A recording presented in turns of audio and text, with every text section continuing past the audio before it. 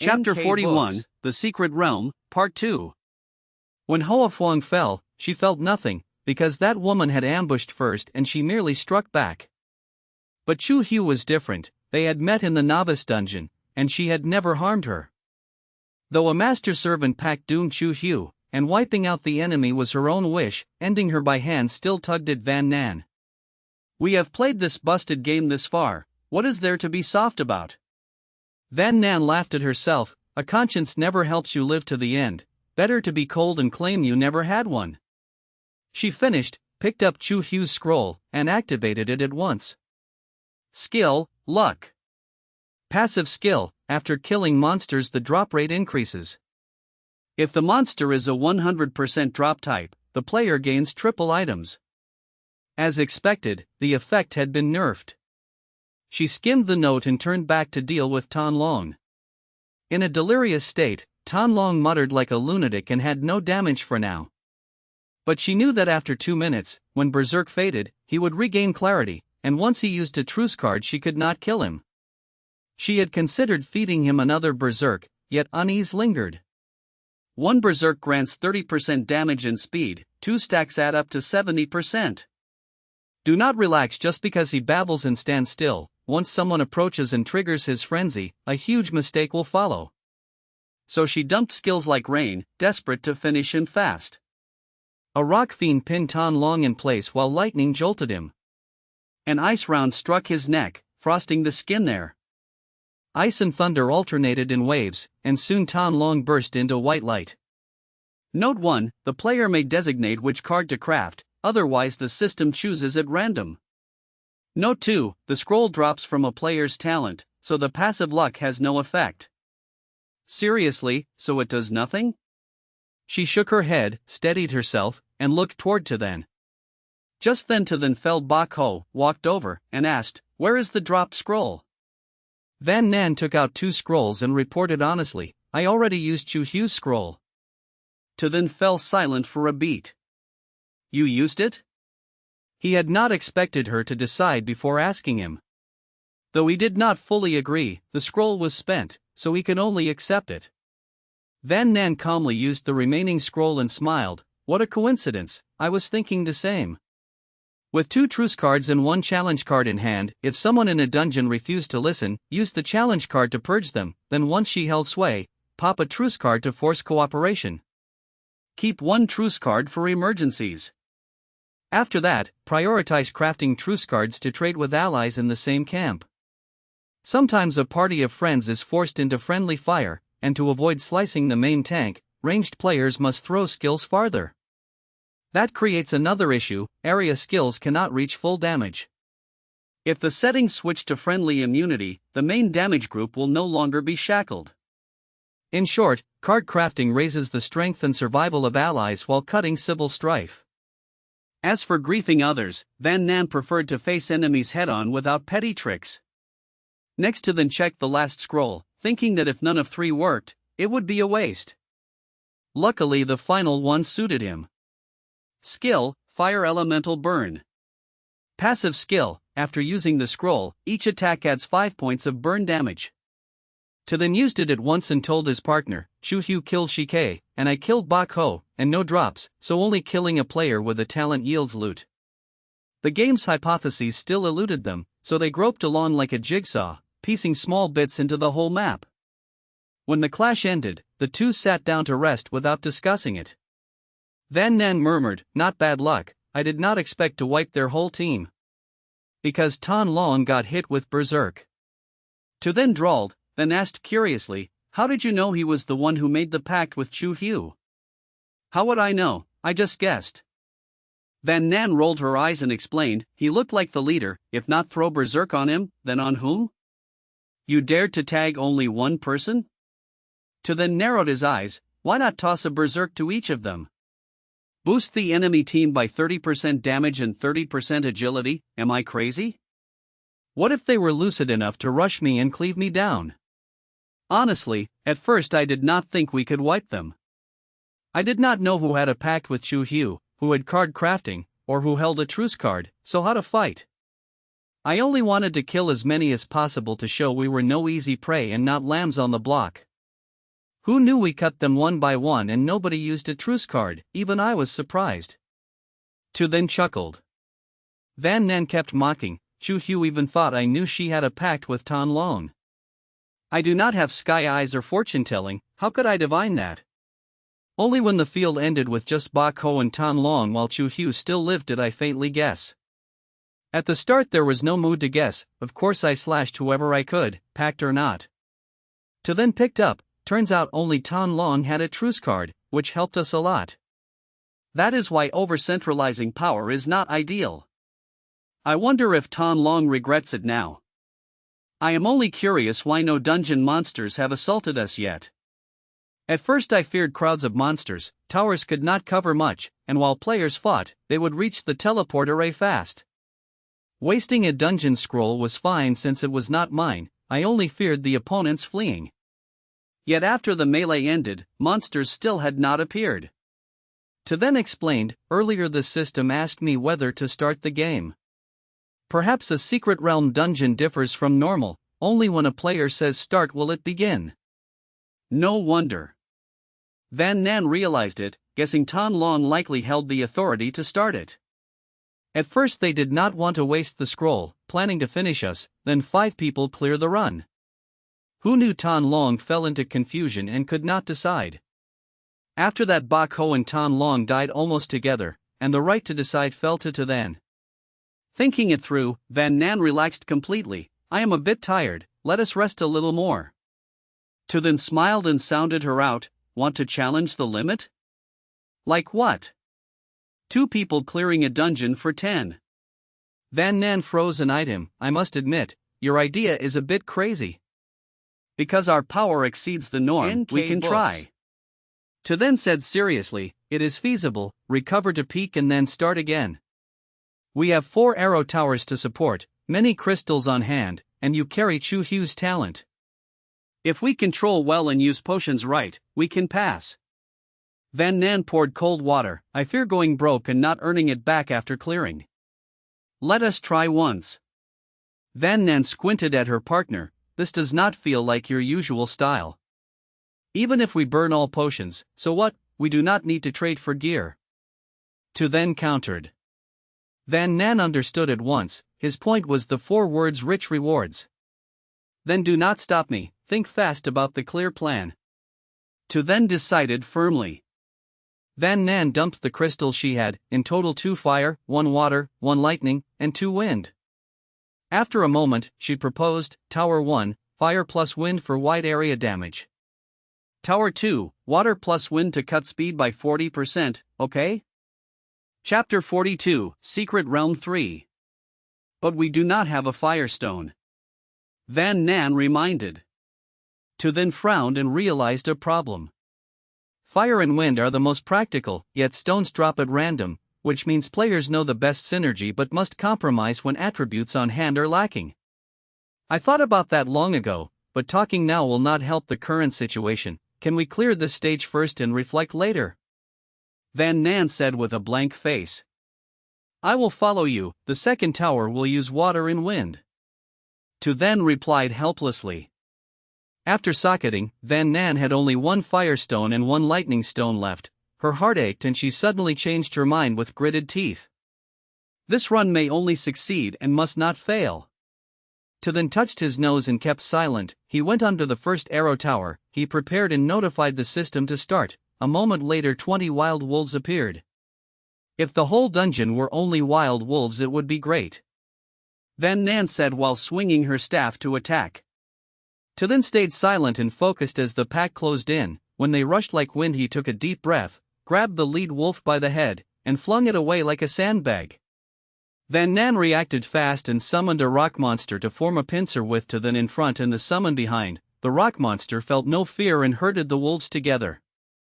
The arrow tower suddenly rained arrows upon all 20 wolves. Nice effect, right? Van Nan laughed with pride. It is okay. His mouth denied yet his hands dropped several holy realms. I have a luck buff, let me finish the monsters. Van Nan shouted and cast Hailstorm. Hearing that, Tu then paused for a beat as if stunned. Van Nan seized the chance and cleaned up. she casually drank a blue potion and checked the loot. Where is the problem? Van Nan asked in annoyance. I feel uneasy, my hands feel wrong, my heart is restless. To the listed reasons, the words were vague, yet Van Nan somehow understood. He is sulking because he did not get to kill. For the team's maximum benefit, you must control yourself, she advised gently while the raised corner of her lips betrayed her mood. Think of the bigger picture. To then questioned why he sought such a teammate, perhaps to train a calm mind and steely will. At that moment flocks of bats arrived, so he shut up and focused. Van Nan calculated, then pulled a signal smoke tube and threw it into the sky along the bat's path. Signal smoke, it blocks vision and cuts movement speed by 50% for 3 seconds. When the bats clustered, she cast Hailstorm and turned them to white light. As the first smoke ended, she tossed a second one with ease, repeating smoke then gather then hail. After 3 rounds the bats were gone. This luck buff is truly sweet. With many items I can use tools freely without heartache. She sighed. Do you want a beating? You used a skill scroll without asking me. I have not settled that. To then cut her off with a dark face. Calm down and hold back, Van Nan reminded. We are in mutual assault mode now. I do not have a truce card. If we fight each other, the run is over. To then breathed deep and kept telling himself to think of the whole team.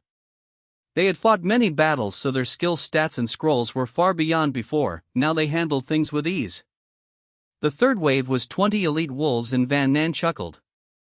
It seems the difficulty is not high. Do not get careless, To then warned. Though elites had more health than normal ones, the duo cleared them with some effort. To then had used so many holy realms that he still ended full health. What is that? Van Nan froze. To then frowned and pondered. Is this a boss? Not right. Did the system not say a total of 100 monsters? Could the last 20 all be bosses? Just then the system spoke. Werewolf Elon is the product of fusion of 20 elite monsters. Product of fusion of 20 elites. Van Nan fumed. How is that different from a boss? We will know by trying. To then stepped up to block. As he was about to attack, his vision blurred because Elon vanished. The next instant his belly hurt. He tried to dodge, but Elon was too fast. Claws swept across his neck. Bang! The strike hit the shield. To then rolled into the safe zone, and after confirming he was fine, he growled in disbelief. Is this not medium difficulty? How is this thing fiercer than a boss? His health was down to 60% after less than 10 seconds. For the first time he realized his defense was not as high as he thought. A casual swipe already cracks the shield. This monster is not simple. Van Nan's face turned grave. Luckily, when no one blocked the way, Elon only walked slowly forward. To then suspected that if Elon sprinted to the end, the stage would finish within 10 seconds. It must have a weakness, he muttered. High damage and high speed. How about defense and health? Van Nan mused with chin in hand. How are we supposed to fight like this? She fretted. Elon kept strolling through the arrow rain as if under maple leaves. To then pondered and then fired a light round from his crossframe. The shot hit Elon's shoulder and the health bar barely moved. He kept firing 3 more shots with almost no effect. You want to target the silver wolf pattern on its left chest, right? Van Nan had noticed. Is it not strange? Medium dungeon, for early tests are easy, yet the final is near impossible. Frankly, even 10 players of our level might not defeat Elon. To then analyzed calmly. So you think there is a special spot and that shiny silver wolf pattern draws the eye? You want to test it? Van Nan concluded. Okay, I will target the pattern. She agreed and aimed at the left chest. To then trained melee, so his ranged aim was poor, but Van Nan specialized in ranged and only lacked one final course to finish the intermediate program. She fired 3 ice rounds and one struck the pattern. At that instant Elon halted with a tortured face and a huge health drop. Hitting the silver wolf pattern works. Van Nan cheered and kept locking the weak point with a high hit rate. To then dumped 20 light rounds and still missed. His face went green and he almost threw the crossframe. Van Nan laid 3 traps along Elon's path and warned him. Attack only when close, if not then wear gloves and rush to punch the pattern. To then woke up. When Elon stepped on a trap, he dashed in and punched the pattern. Elon screamed in pain. He dared not linger and retreated at once. When Elon hit the second trap, he rushed again for a surprise strike. After 3 cycles, Elon dropped to his knees as if paralyzed. A mechanical voice sounded. The silver wolf emblem has been hit the 10th time. Elon's health is below 50%. Fusion is disabled. At the same time, To then exclaimed with joy and fear. I received the celestial boots. Warrior gear is useless to me, take this armor too. Van Nan tossed him a chest piece without hesitation. To then changed gear with excitement. The mechanical voice continued. The secret realm may drop celestial attire at random. Wearing 3 or more pieces activates the set effect. Congratulations player, you gain 2 free attribute points and 200 merit points. Please exit the dungeon within 15 minutes. When time is up, you will be teleported out automatically. Chapter 43, House Specialty. Van Nan pondered for a long while, decided she did not need more strength, physique, or agility, and poured the 2 fresh points into intelligence. Once attributes hit 20, every 2 free points raise only 1 attribute, so her intelligence rose to 21. Suddenly To then asked, could Unlack's celestial boots also have dropped from a secret instance? Likely so. Van Nan answered casually without much care. Then the secret realm scroll is probably a monster drop too, which means others have entered instances, maybe cleared them early and already took attribute rewards. To then grew wary and warned himself to stay sharp. Then she laughed. Each monster raid drops 1 crystal. I snatched 4, with a luck buff that becomes 8, plus 2 on hand makes 10 in total. Not bad. To then nodded. I killed 1 and got an aqua crystal. He tossed the crystal to Van Nan as he spoke. Van Nan caught it neatly and inwardly pouted. With his famously cursed luck, he would at best get aqua or thunder crystals, which was exactly right. Go, let us head out. To then confirmed exit through the system. Van Nan replied.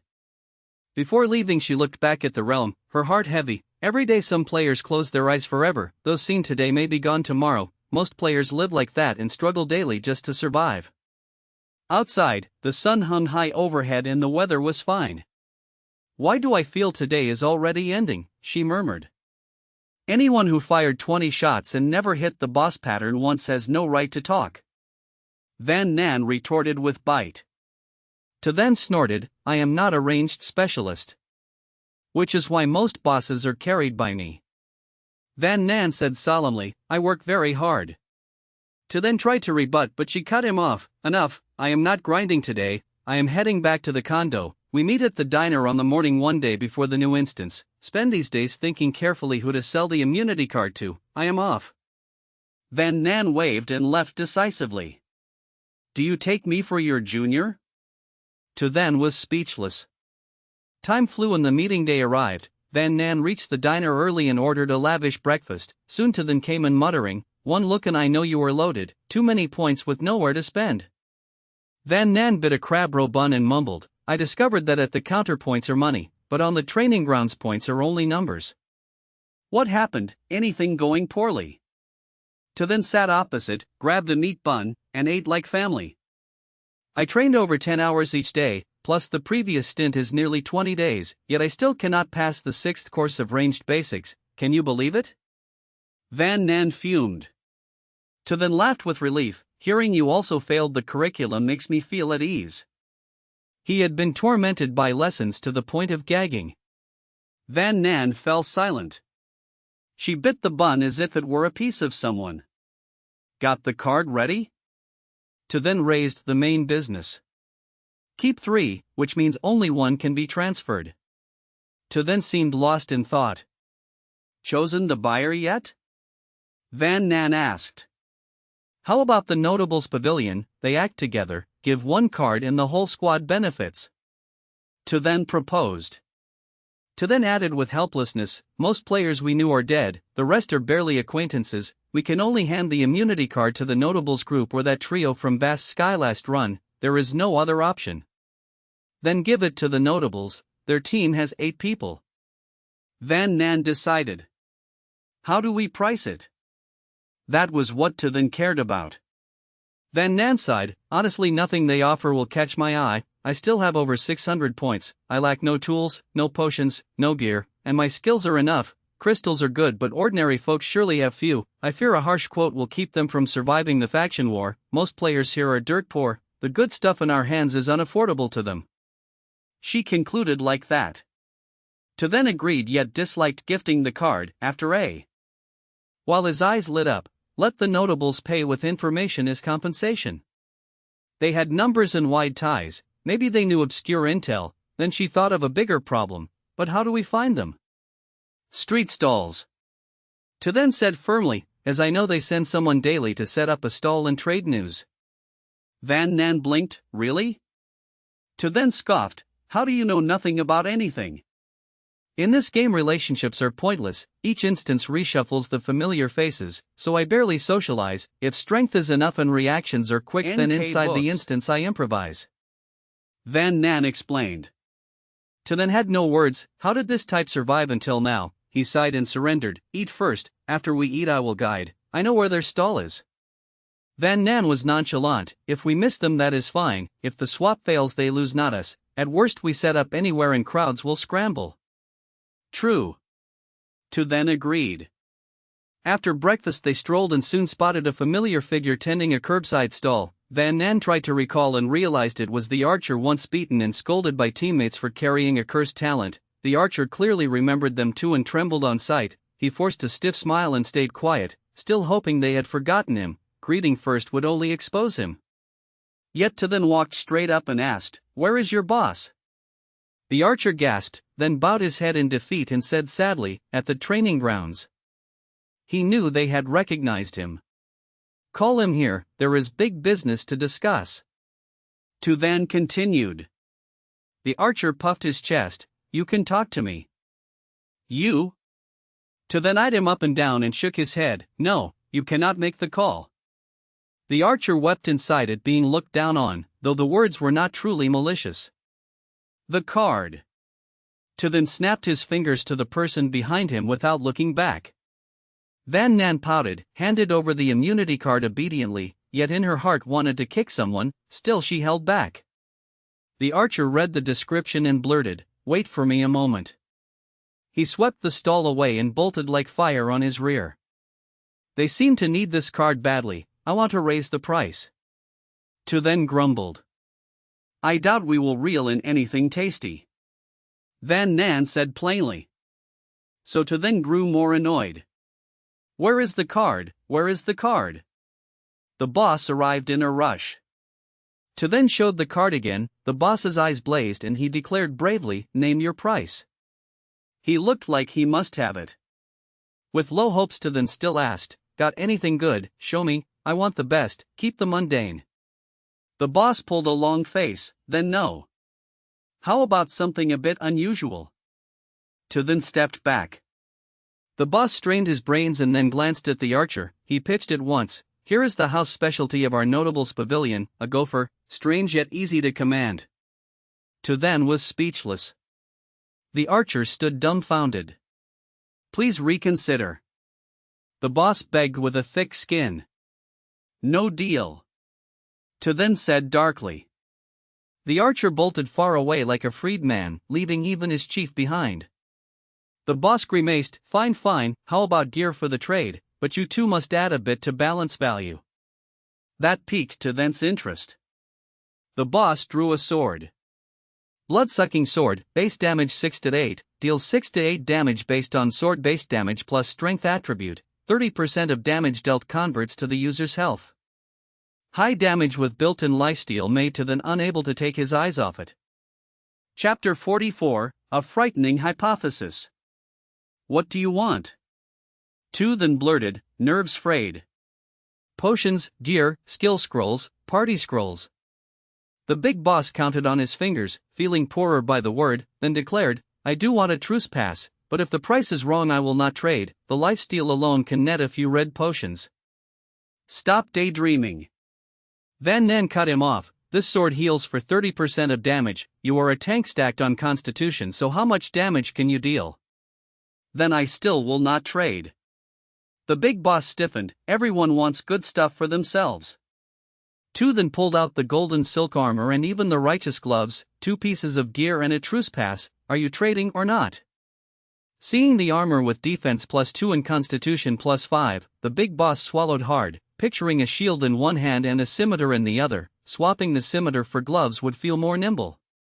Right then, Van Nan added, +10 red potions. 10 red potions. His reason snapped. The big boss puffed up. Deal, I will take a small loss to make friends. Lost my foot. Van Nan fumed inside. If this game prizes thick skin, he is champion. Trade done, both sides were pleased. Two then gripped a top-tier sword and finally ditched the cross rack into storage. The damage was high and the lifesteal was superb. How many were in your party last war? How many on the other side? Van Nan asked. The big boss blinked and mumbled, why should I tell you, joy still fogging him. Pressed again, he answered honestly, we used 3 party scrolls to reach 8, the enemy had 5. Noted. Van Nan nodded and tugged away the grinning lifesteal owner. A while later a wail rose, why did I spill everything before getting a single coin? Awake yet? Van Nan asked lightly. Two then flushed then reasoned, you know how long I suffered that cross rack. I also picked up a sword before, right? Van Nan grumbled, if you wanted to trade say it earlier. Two then sneered, that sword is worse than the gloves, why would I trade for it? Van Nan understood, if he trades he does it once and for all for premium gear, makeshift is not a concept. Congrats! Van Nan said flatly. Two then cheered, I searched for ages and no one sold a top sword, now I finally found one. Van Nan cursed inwardly at his eternal bad luck. She sobered, you heard what the big boss said just now. Their headcount caught my eye, not more not less, exactly 5. Van Nan murmured. Say it straight. Two then was still drunk on his new blade. Here is how I think the system assigns parties. Van Nan said slowly, first it decides a headcount for a dungeon, perhaps 4 to 6, then matches randomly. Ignoring party scrolls, we take the total players and subtract those already placed. The remainder are split and tossed into existing dungeons. For example, in the first war the pure white camp had 1,672 while deep black had 1,730. With 5 per team, pure white formed 334 dungeons and had 2 left, meaning 332 groups of 5 and 2 groups of 6. Of course this is approximate because the famous pavilion alone had a party of 8. I am estimating without scroll effects. Since pure white had fewer people, the system used that as base and divided both sides accordingly. Subtracting 5 per group on deep black left 60 people, which yields 60 teams of 6 and 274 of 5. Then it randomly paired 334 teams per side. Only this explains why the 8-man famous pavilion met a 5-man enemy. She concluded, pairing is fully random.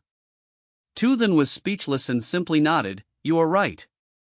Van Nan continued, a 5-man team explains why we too were matched with a 3-man team. If it is a 4-man team it may add a solo to make 5. Meanwhile the 8 of famous pavilion exceeded the cap, so no more players were added. In short, if we do not sign parties we will keep matching random teams.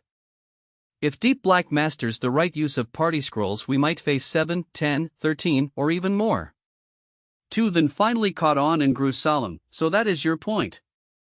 Once the assignment logic is clear it explains everything. Van Nan said calmly, this is survival, not a duel of strength. The weak can flip the game by mastering rules. With enough party scrolls they can always form 10, even if pure white is full of elites. 5 against 10 is brutal because numbers decide, so within at most 2 more rounds we should for safety recruit to 7 or 10 or simply merge with the 8 of the famous pavilion.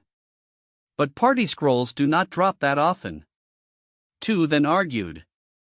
What if they do?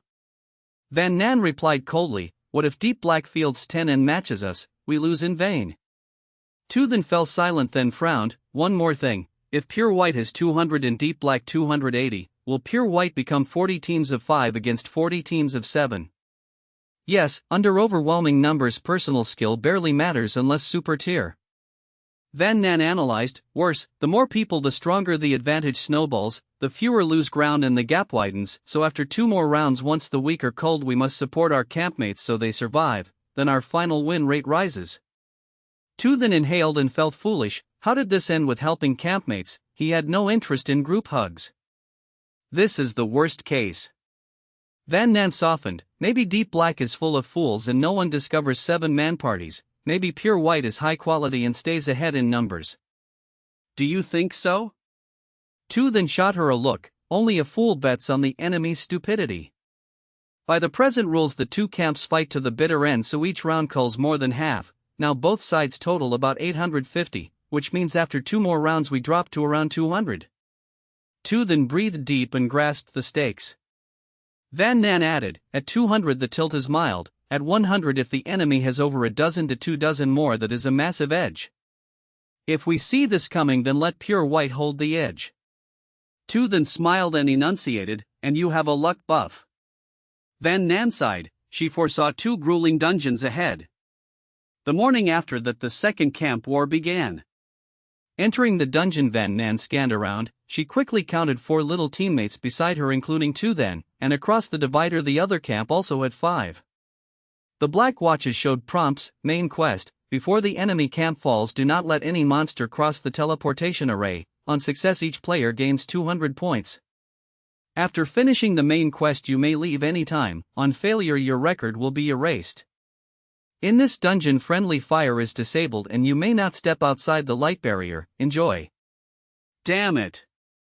Someone blurted, the light barrier wraps my body so I cannot reach the monsters or body block them. How do we fight? I am a melee tank. Where do I get a ranged skill? The man raged. The one beside him grimaced, I am half support half mage, damage is mediocre, but I can apply statuses to rock mobs. Last was a young archer in red who said solemnly, fine, I will handle offense. 2 then pointed in turn, 1 pure melee who is unusable, 1 support leaning mage, and 1 archer with blind confidence. He summed up, with this composition we are basically done. Chapter 45, The Fifth Dungeon Part 1. Van Nan cut in, I am the support, perhaps you have heard of the 2 of us? The warrior studied them, then burst into loud laughter.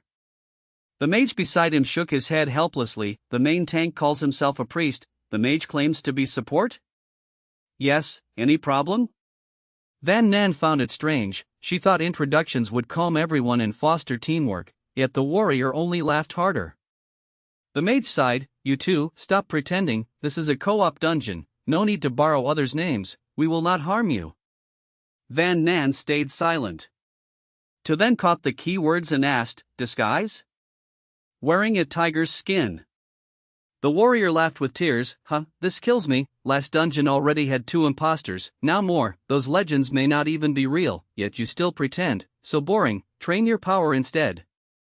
Tu then folded his arms and said seriously, too bad this is a no damage dungeon, otherwise 1 beating would be proof. The warrior froze, realizing he was serious, and stifled his laughter. The mage asked carefully, are you really that legendary pair? What would we gain by lying? Van Nan replied, annoyed. Then how do you prove it? Asked the warrior. He fell silent, her bold words left him speechless. Want to seize 90% of the mobs, not so sure. The archer in a red dress snorted. Van Nan was surprised, that girl seemed very confident in her strength. The warrior, the mage, and the archer all shook their heads, whether truth or refusal was unclear. Tu then did not mind, we will handle the crystals. He told Van Nan, use an area damage setup. She nodded. 3 rock mobs stood at the corner to gather foes, pairing with the arrow tower's wide damage. Are you two serious? The warrior still asked. Tu then glanced coldly, if you cannot help, do not drag us back, stand aside. The warrior choked up, his melee was solid but the safe zone barred him from reaching mobs, his skills went unused. Van Nan suddenly threw him a piece of gear, he caught it by reflex, it was a basic wooden staff from the system. He ground his teeth, almost tossing it, yet at least all 5 now had some ranged ability. After planning, they waited quietly for mobs, Tu then sighed, pitying his new lifesteal sword with no chance to shine. Van Nan reminded him, when you use Holy Realm, wield the lifesteal sword, the damage is higher. But it cannot attack at range. He lamented. So use the cross rack for normal hits, then swap to the lifesteal sword for Holy Realm. She smiled. To then fell silent, doomed to mid-fight gear swapping again. Nearby, the mage tugged the warrior's sleeve. What? The warrior snapped, temper short. Do not provoke them. The mage whispered, look closely, their gear is not simple, not only a full 5-piece set but several top rolls. I did not provoke anyone, this is a team dungeon. The warrior rolled his eyes. Just a heads up. The mage pouted, then glanced aside, if support and priest are real, the archer must be solo, by the 5th dungeon still queuing alone means strong self-belief. I know. The warrior muttered, in a co-op dungeon, the stronger the teammate, the better for all. True. The mage nodded and stopped talking. The monsters arrived quickly, 5 lined in order, rock in front, then tree demon and silver wolf, finally water giant and shaman.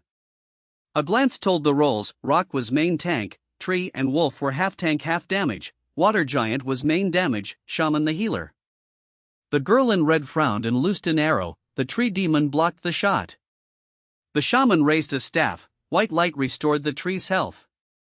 Fierceness flashed in her eyes, she lofted an arrow in an arc and struck the shaman, his health turned yellow. A beat later, lightning crashed down, the shaman shuddered and fell.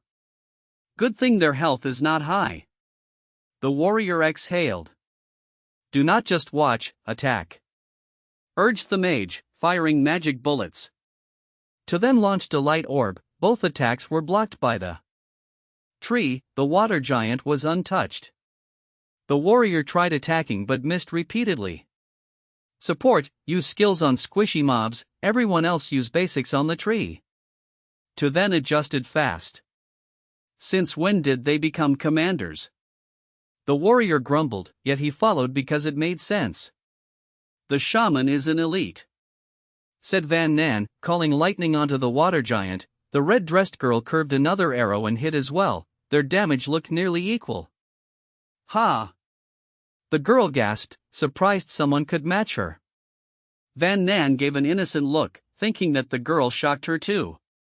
The girl pressed her lips, unwilling to concede, and kept shooting. When the water giant's health turned red, Van Nan struck again and felt it, she breathed out in relief. The girl clicked her tongue, vexed at losing the kill again. Unexpectedly, Van Nan tossed her a blue potion, the girl blinked and fumbled a catch. Van Nan stepped closer and whispered, I have a double drop buff, do not contest kills, for every 2 kills I will give you a share of the loot. She had seen that the 2 of them were the main carries, and the girl still had full mana, meaning she had not used skills. How do I know you will not hand me trash? The girl pouted. You can refuse to cooperate and keep trying to steal the kills. Van Nan shrugged.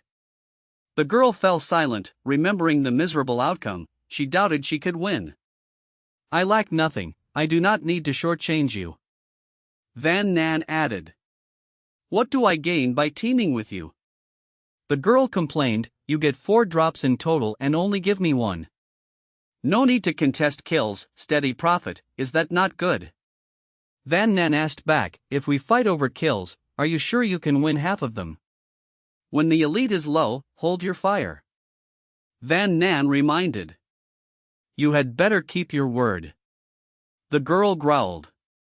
Deal set, the 2 focused fire on the tree demon, the mage then grimly noticed its health dropping like a rocket, the 3 men together still lost to the 2 girls.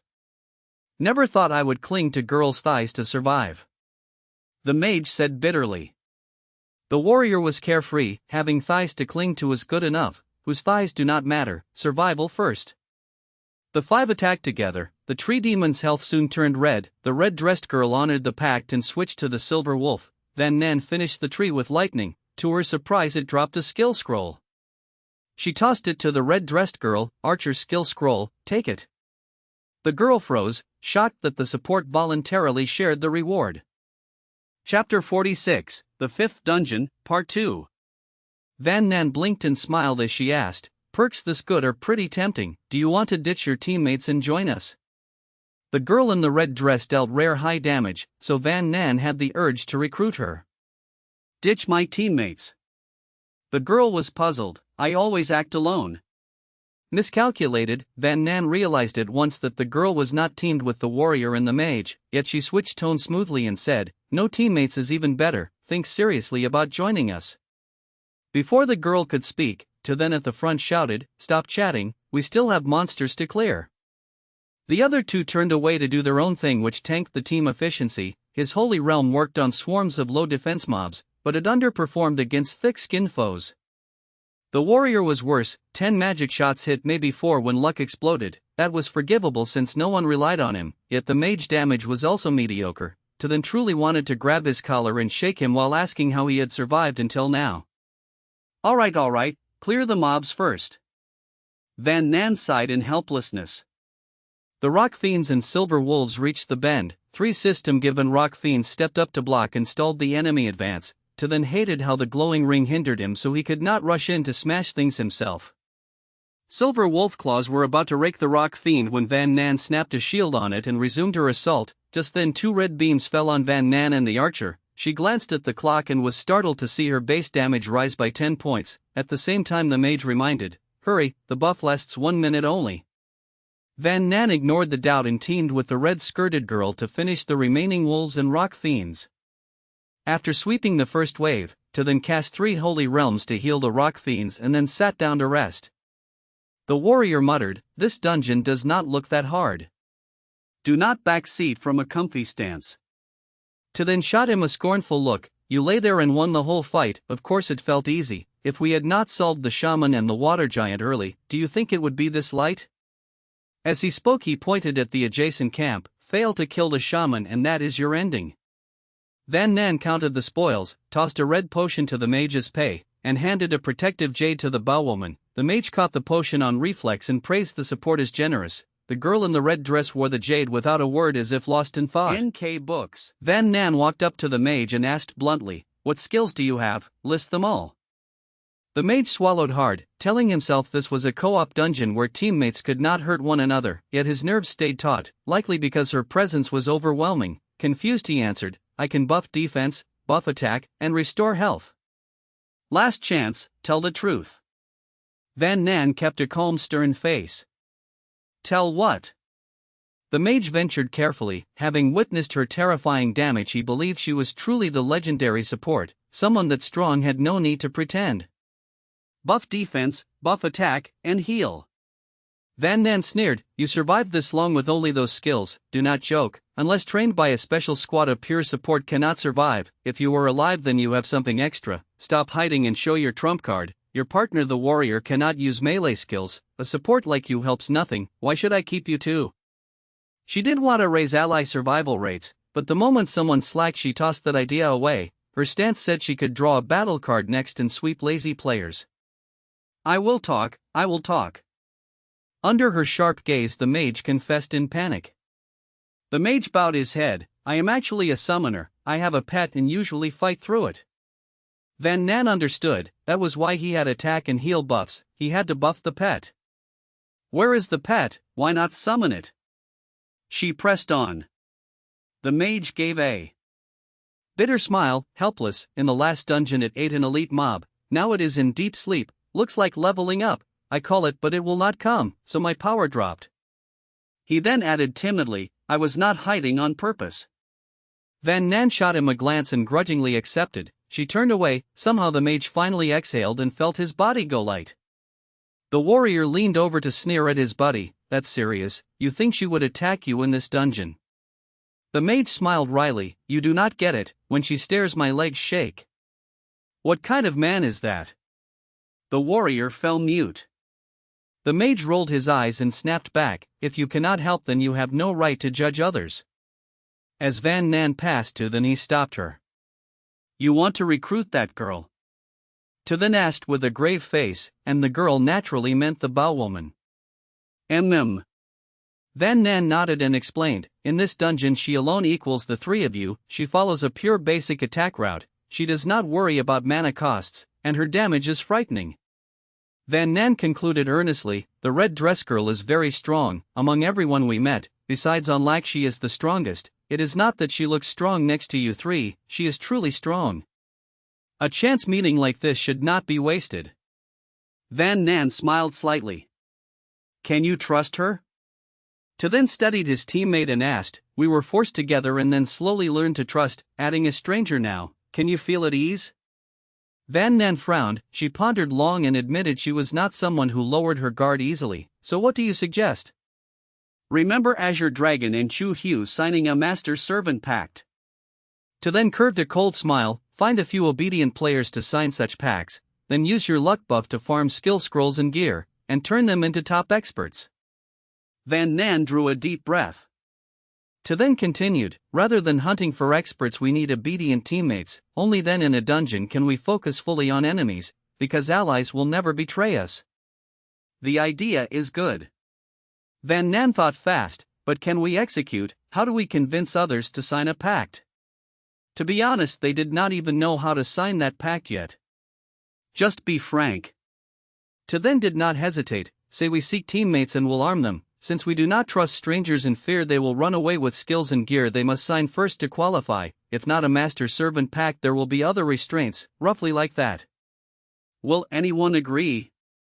Van Nan doubted. To then chuckled and stressed each word, many are struggling to survive day by day, free gear, free skills, and a carry through dungeons, why refuse? Giving gear and skills shows we invest since death wipes both, if no one volunteers it is fine, we can target players with bad reputations who bully others and force them to sign, exploit them as we wish, right? Van Nan was silent for a moment and admitted to Thent's plan fit them better. What now? She looked at the red dress archer in the distance with a headache, wishing to rewind a few minutes and take back her invite. Tell me what you already did. To then asked lazily. Van Nan counted on her fingers, we agreed that for every 2 kills she gets 1 item, just now the Dryad dropped an archer skill scroll, by agreement I gave her a share, then I invited her to join. To then pondered and said slowly, 1 scroll is fine, since she worked hard, giving a little help so she can last to the end benefits our camp. Van Nan sighed in vexation, I even told her about the luck buff so she would not contest last hits with me. To then was speechless for a beat, then suggested, do this, if she agrees to join, you say I refuse no matter what, so we must cancel it. Van Nan fell quiet, no matter how she phrased it the fact remained that she was going back on her word. Van Nan froze.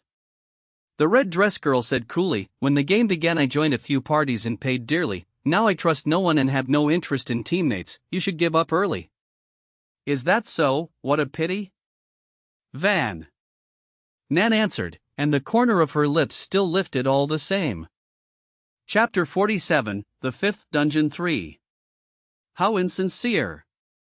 The girl muttered, a little upset inside. Van Nan rushed to Tu then and reported with bright excitement, done. Any skill scroll drops? Tu then asked. None. Van Nan shook her head, then glanced around and lowered her voice. 2 secret realm scrolls dropped at intermediate difficulty, the same type Magpie once showed us. Finish this run and form a party at once. Van Nan planned, first find 3 people, gear, and skill them up, then carry them through twice, at least 1 attribute will reach 20 points. Then they will be so-called experts.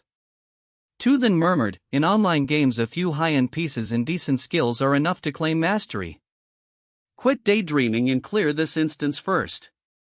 Van Nan retold the mage's story from start to end, helplessly adding, right now only the archer and I can go full power, the warrior's combat strength is near 0, the mage is basically crippled, and you likely manage about 1/3, luckily the enemies are weak so clearing should be fine. The second monster wave rolled in as they spoke. Books.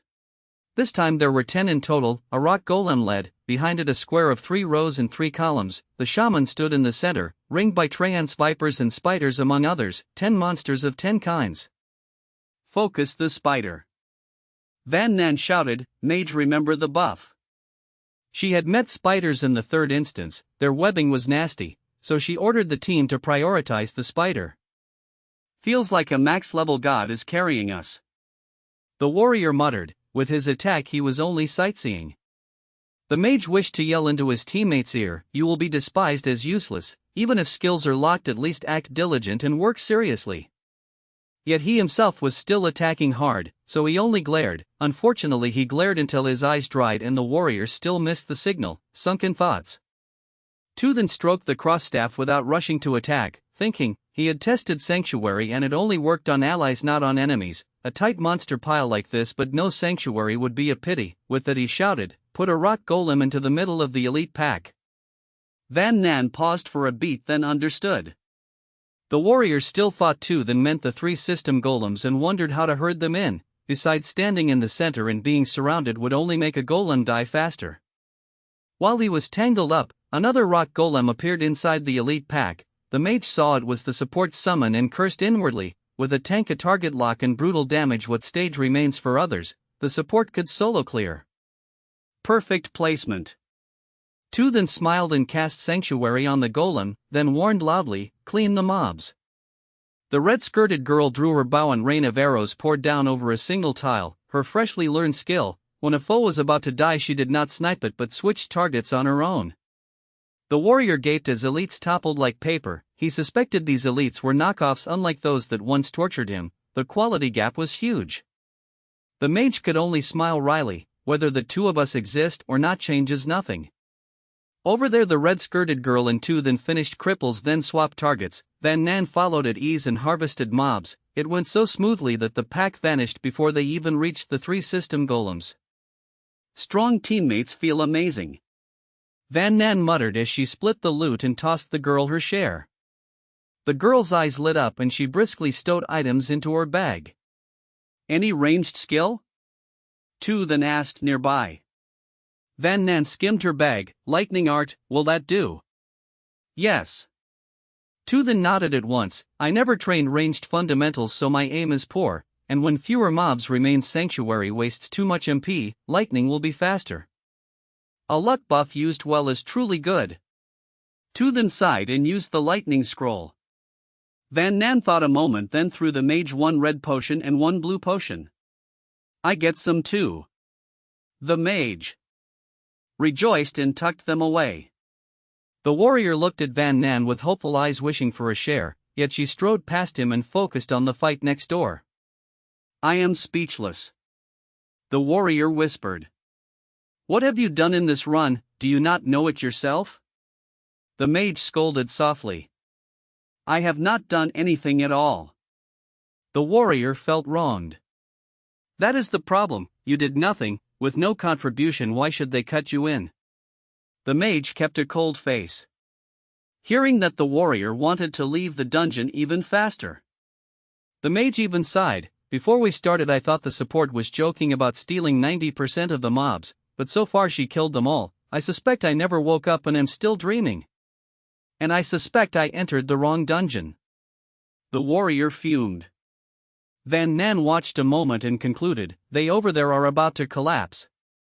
Dark faction players could not snipe the shaman first and had to clear the ring slowly. With the shaman there it kept healing allies so they struggled. The water giant spat water arrows at the golems, the spider cast webs and wrapped all 3 golems, the viper released poison smoke over all 3. Compared to the dark faction these elites coordinate even better. At some point 2 then was already beside Van Nan watching. Van Nan shook her head. "They likely never trained ranged basics. 2 dying mobs stroll past and they still miss. The arrow tower setup is worse, they even slotted a bleed combo. With a tanky shield up front bleed barely matters, they need area damage combos to speed clean low health mobs." She ended, "At this pace 1 more wave and they break." The red-skirted girl had sharp ears and felt disappointed. "Only 1 more wave, how useless they are. If the mobs touched the teleportation array the system would declare Dark's defeat, all dungeon monsters would vanish, and the pure white side would have no way to farm." The red-skirted girl fell silent because it seemed true. The warrior however brightened and asked excitedly, "Is this broken run ending soon?" "At this rate yes, soon." Van Nan answered casually. Next door only 1 system golem remained while 3 elites still stood. It screamed bad news. Right then the 3rd assault arrived.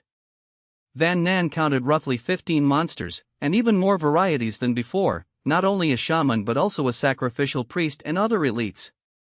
The warrior's eyes turned mournful. Whether he hurried or not he would not get last hits. The red-skirted girl's eyes shone and her draw rate quickened under the glow of profit. "Drop the golem." 2 then called. The mob clump was perfect for Sanctuary.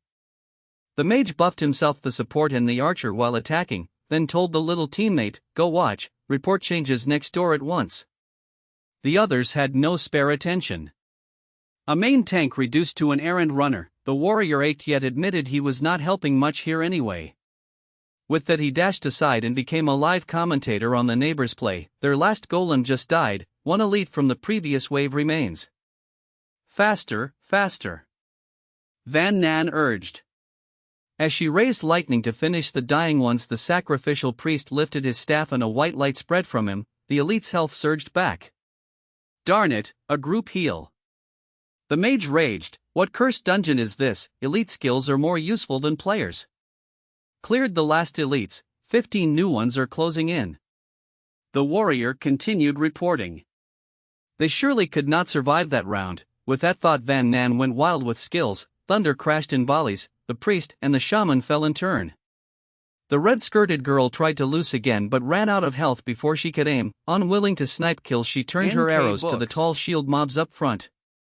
Thunder kept booming like music. The mage's face turned pale. How much MP did the support have? Why was her MP bar full even after swaths of elites died? The pure white faction still had 7 elites remaining. Van Nan emptied her MP in one burst and neatly finished 2 more, then she shouted, "5 left, finish them all, do not waste." The archer instantly cast rain of arrows at full tilt. 2 then used sanctuary until his MP ran dry, then hurled a light bolt at a monster. Van Nan added ice bolts and went all out. 13 elites are approaching the next objective, the teleportation array. The warrior narrated lightly, "The players next door are scratching the light wall and cannot cross the boundary to grab elites. Estimated time to game over is 30 seconds. Chapter 48, 5th Dungeon, Part 4. The red-skirted girl drew her bow even faster. There was a chance now. Van Nan, sharp as a cat, saw her halt with the elite almost dead, so she dashed in for the last strike. To then at her side also spared near-dead mobs and focused on bleeding another one. The mage felt vexed. He had said the last 5 were free for all, so why did they all yield to the support? He could not figure it out, so he pushed one to near death and tried to finish it. The moment the target had a sliver of health, an ice round, a light round, and an arrow flew almost together, and the small mob dropped on the road. Everything happened too fast. The mage failed to react, and he did not even see who stole the kill. The mage muttered. He froze in thought. Had those 3 colluded from the start, and only he was the outsider? Van Nan cleared the last wave, then exhaled softly. It is done. Every monster in the instance fell to her blade. Moments later, the warrior told his little buddies, "Okay, the tour has reached the final stop." A mechanical voice followed at once, "Game over, the pure white camp wins, congrats on tower defense. Instance complete, please leave within 15 minutes, overtime will auto-teleport you." Hearing that, the red-skirted girl sighed with relief, stashed her bow, then sat down, her fingers trembling from the long burst drawing. She is ruthless to herself. To then watched her shaking fingers and murmured. Not only ruthless, she is righteous too. I said we could snipe freely, yet she kept the deal and left the dying ones to me. Van Nan glanced at to then, unlike a certain someone. She is too kind, so she still has no team. To then said flatly, I guess someone dug a cruel pit for her before. In this game, kindness is rarely repaid with kindness. The kinder you are, the more they think you are naive, easy to trick, and easy to bully. I feel the same. To then sighed, helplessness lacing his words. If the system did not bind interests, trust would be impossible, no matter how gentle they act or how strong they are. The two traded a look and instantly knew the other's thoughts. I will go share the loot.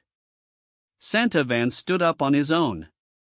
To then watch the teammates back inside again. A well-timed luck buff is truly powerful. Scene change. The camp war was done. The warrior's steps turned light and cheerful. He ran to the mage and urged, "Come on, back to Bilac City." That abusive instance made him queasy, and he wanted to bolt. The mage discreetly pouted toward a direction and whispered, "Support has not shared the loot, wait a bit."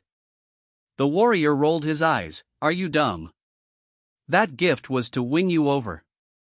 The game is done now, why would she still share with you? Just teleport back. The warrior was speechless, by this stage who still clung to so-called conscience. I do not keep such a burden as conscience, I threw it away long ago. Van Nan suddenly cut in. The mage jolted and turned to look at the support. When Van Nan finished rummaging her pack and looked up to share, she found that one person was missing. Van Nan fell silent. The mage forced a smile, he is exhausted and went to buy Lax City first. Right, standing idle must be tiring. Van Nan shook her head, tossed him 2 red potions and 1 blue, 1 red for the warrior, since he ran, you take it. Keep it or hand it over later, your choice. The mage held 3 bottles, both thrilled and dazed, he had thought the support would cut ties after the clear and walk out, yet the potions in hand felt unreal. Okay, nothing else for you, go if you want. Van Nan turned away. No one fears carrying more potions, keeping them is better, the mage still could not understand. I analyzed it and concluded that a larger headcount benefits the final battle. Van Nan turned back, eyed him, and spoke plainly. I help you not only to keep you alive, but to raise my own revival chance. I am a dead one now, barely managing myself, I cannot spare strength for others.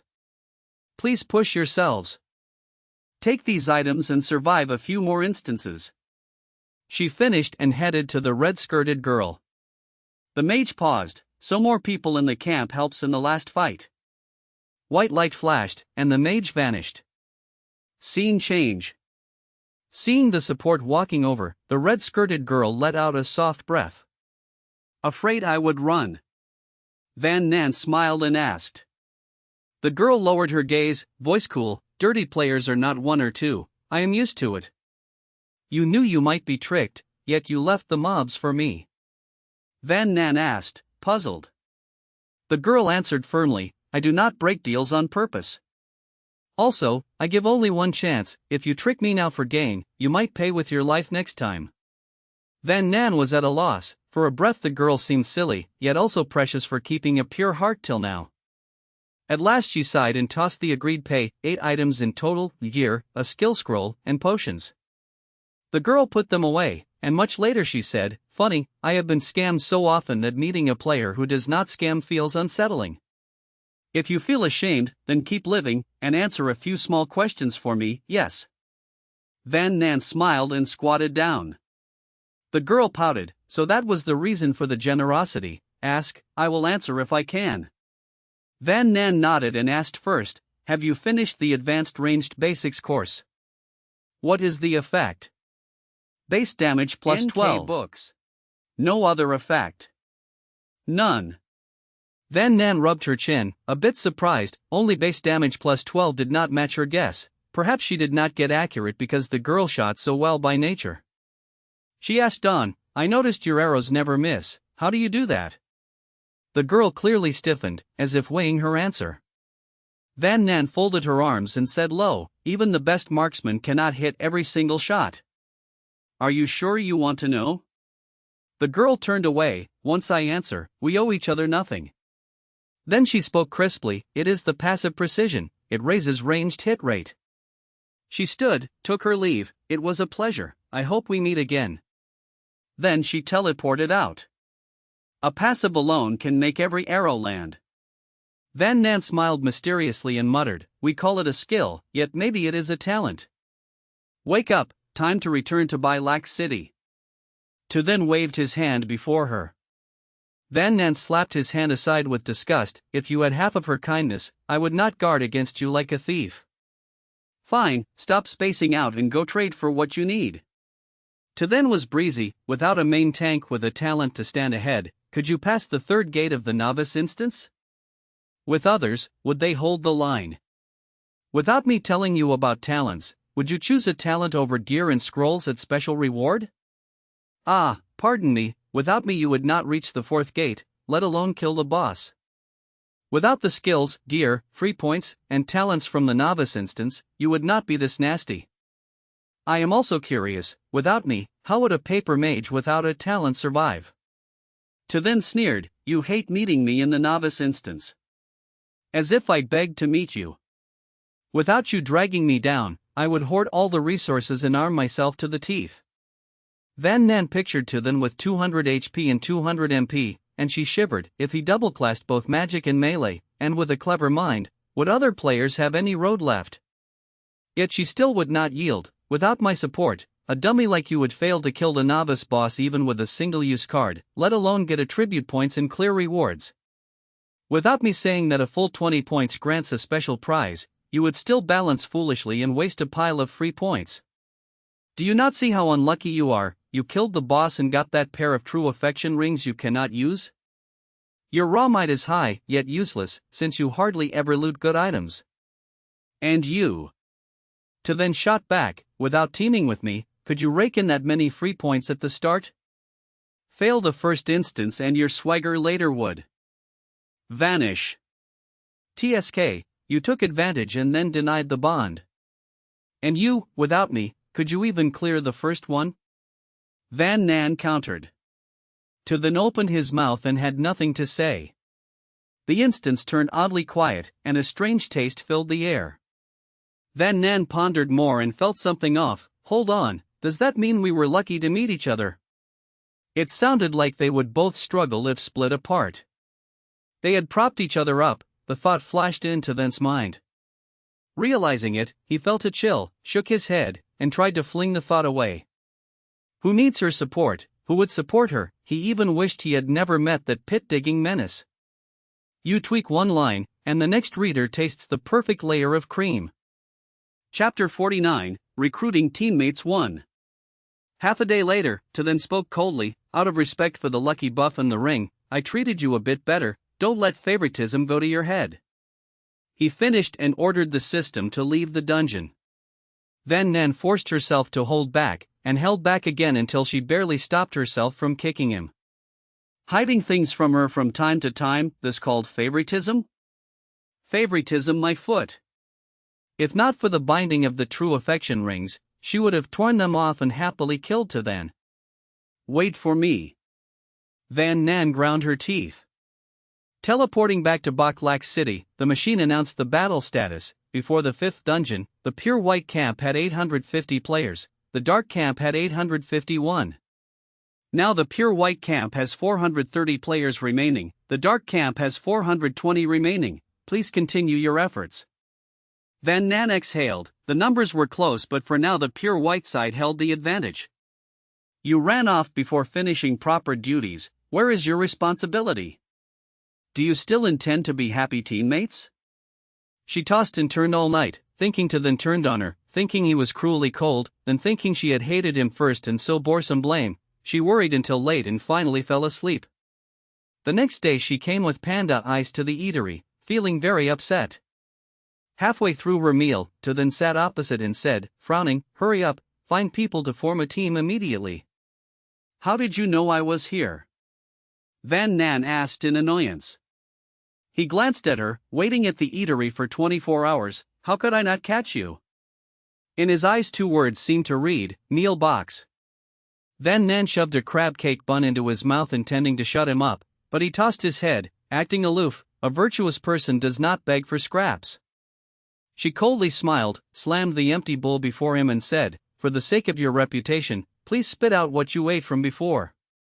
The old habit of using her food then acting proud now meant nothing. Tithan fell silent.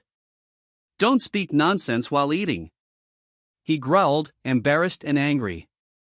Van Nan curled a corner of her mouth in a disdainful, aloof smile and ate at her leisure. He folded his arms and breathed deep. Since the true affection rings bound him and he found a teammate, he gradually lost interest in reviving. Reviving my foot. Killing teammates is much more fun. They walked apart like strangers. Passing a market, he bought pens and a plank, then at the training ground he scribbled the first recruitment notice. The Tin Tien Guild recruits 3 members, join to receive skills, gear, and free attribute points. Those who wish to join, come quickly. Van Nan could not help but prompt, "Hey, before recruiting, shouldn't you learn how to sign a master-servant contract first?" "Didn't find a contract tome?" he asked without looking back. No, she shook her head honestly. He finally turned back, coldly. So you call me unlucky while you are lucky? Van Nan itched to drag someone to the arena. NK Books. He continued, knowing you cannot be relied on, I already prepared a countermeasure. He added, note, before joining, members must sign a pact at the arena. Never betray. Never leave the guild. Van Nan realized at once, never betray is a warning, the key is never leave. If a member doubts, they can be invited to a fight and killed, like a master-servant contract. Betray or disobey equals death, which keeps new members obedient. The odd recruitment notice drew a crowd, especially the line promising skills, gear, and free attribute points. People stared greedily. Soon someone asked, are the guild benefits really that good? Any requirements to join? Requirements? There are many, so to then lazily summarized, requirements of personality, best to obey like a puppet. The asker froze and blurted, a puppet? Why not just use obedient pets then? Pets obey better than people. If pets could raise stats, wear gear, and learn skills, why need living people? He scoffed. To then, already in a bad mood, waved impatiently, if you don't want to, step aside. The taunter jeered, oh, big talk. Dare to fight in the arena? I want to see if you're really a master, making such bold demands. Say what you want, why is it my problem? Do I hold a knife at your throat to force you in? To then mocked, then challenged, if you have the skill, bring it to the arena for a fight to the death. If you are not dead, the matter's not settled. He displayed his stats, strength 20, agility 10, constitution 20, intelligence 15. The provoker trembled, legs going weak, his top stat was only 18 and he already felt proud, while to then had 2 full 20 stats. Fight to the death? Fine. I'll go get gear then come, the man shouted, then fled fast. Van Nan feigned indifference but inwardly laughed, gear sits in the personal vault, no need to rush home, he was just finding an escape route. Must flaunt attributes to know their worth. With the nuisance gone, to then retracted his stats and muttered, so many fools, I don't have time to teach them all. One dimwit ran off, but many others lingered. In the hours that followed, the curious asked many questions, while no serious applicants emerged. To then repeated his points until furious, his temper about to burst. Our guild wants obedient puppets, not others. Masters? Masters not needed either. Requirements too high, cannot find anyone who will join? Fine, it costs me nothing, I won't trouble myself. If you won't join, step aside and don't block the way. Requirements won't drop. Members must fulfill duties before enjoying guild benefits. If you cannot do it, don't join, better to have none than settle. Afraid of being cheated? Then go, don't waste time here. Though his face was dark and voice icy, the crowd still watched with hungry eyes. Van Nan watched and understood, the crowd lacked real resolve and only craved the listed benefits, hoping to coax to then into lowering standards. Even as he insisted better none than temporary members, they pretended not to hear and babbled like they did not understand. When to then neared his limit, Van Nan stepped forward. She took a pen and added a line, the guild currently has 2 members, a mage named Fu Tro, and a main tank named Musu. Then she posted her own stats beside it, strength 5, agility 9, constitution 20, intelligence 21. She announced with a blank face, good, I remember you. Prepare your coffins, if I meet you in a dungeon, you will die. Mage named Fu Tro. Main tank named Musu. Some readers glimpsed the addition and went pale, if it really were those 2 legends, they could indeed slaughter everyone. Seeing the danger, some left, others mocked, Baklak has over 400 players, I doubt I'll get matched with you. If you are real, kill me now. He knew friendly fire was off in town and so dared to taunt. Van Nan remained motionless, quietly drawing an invite card. Don't talk so much. If you have skill, kill me now, he shouted, gloating. Van Nan stared at the man as if he were dead and said coldly, as you wish. The invite card vanished.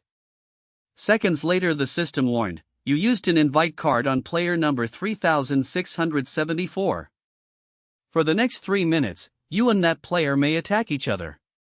A player reduced to 0 HP will die and their record will be deleted. At the same time, player number 3674 received the same warning. His grin froze into terror. To then also receive notice, your companion used an invite card on player number 3674. For the next 3 minutes, you and that player may attack each other.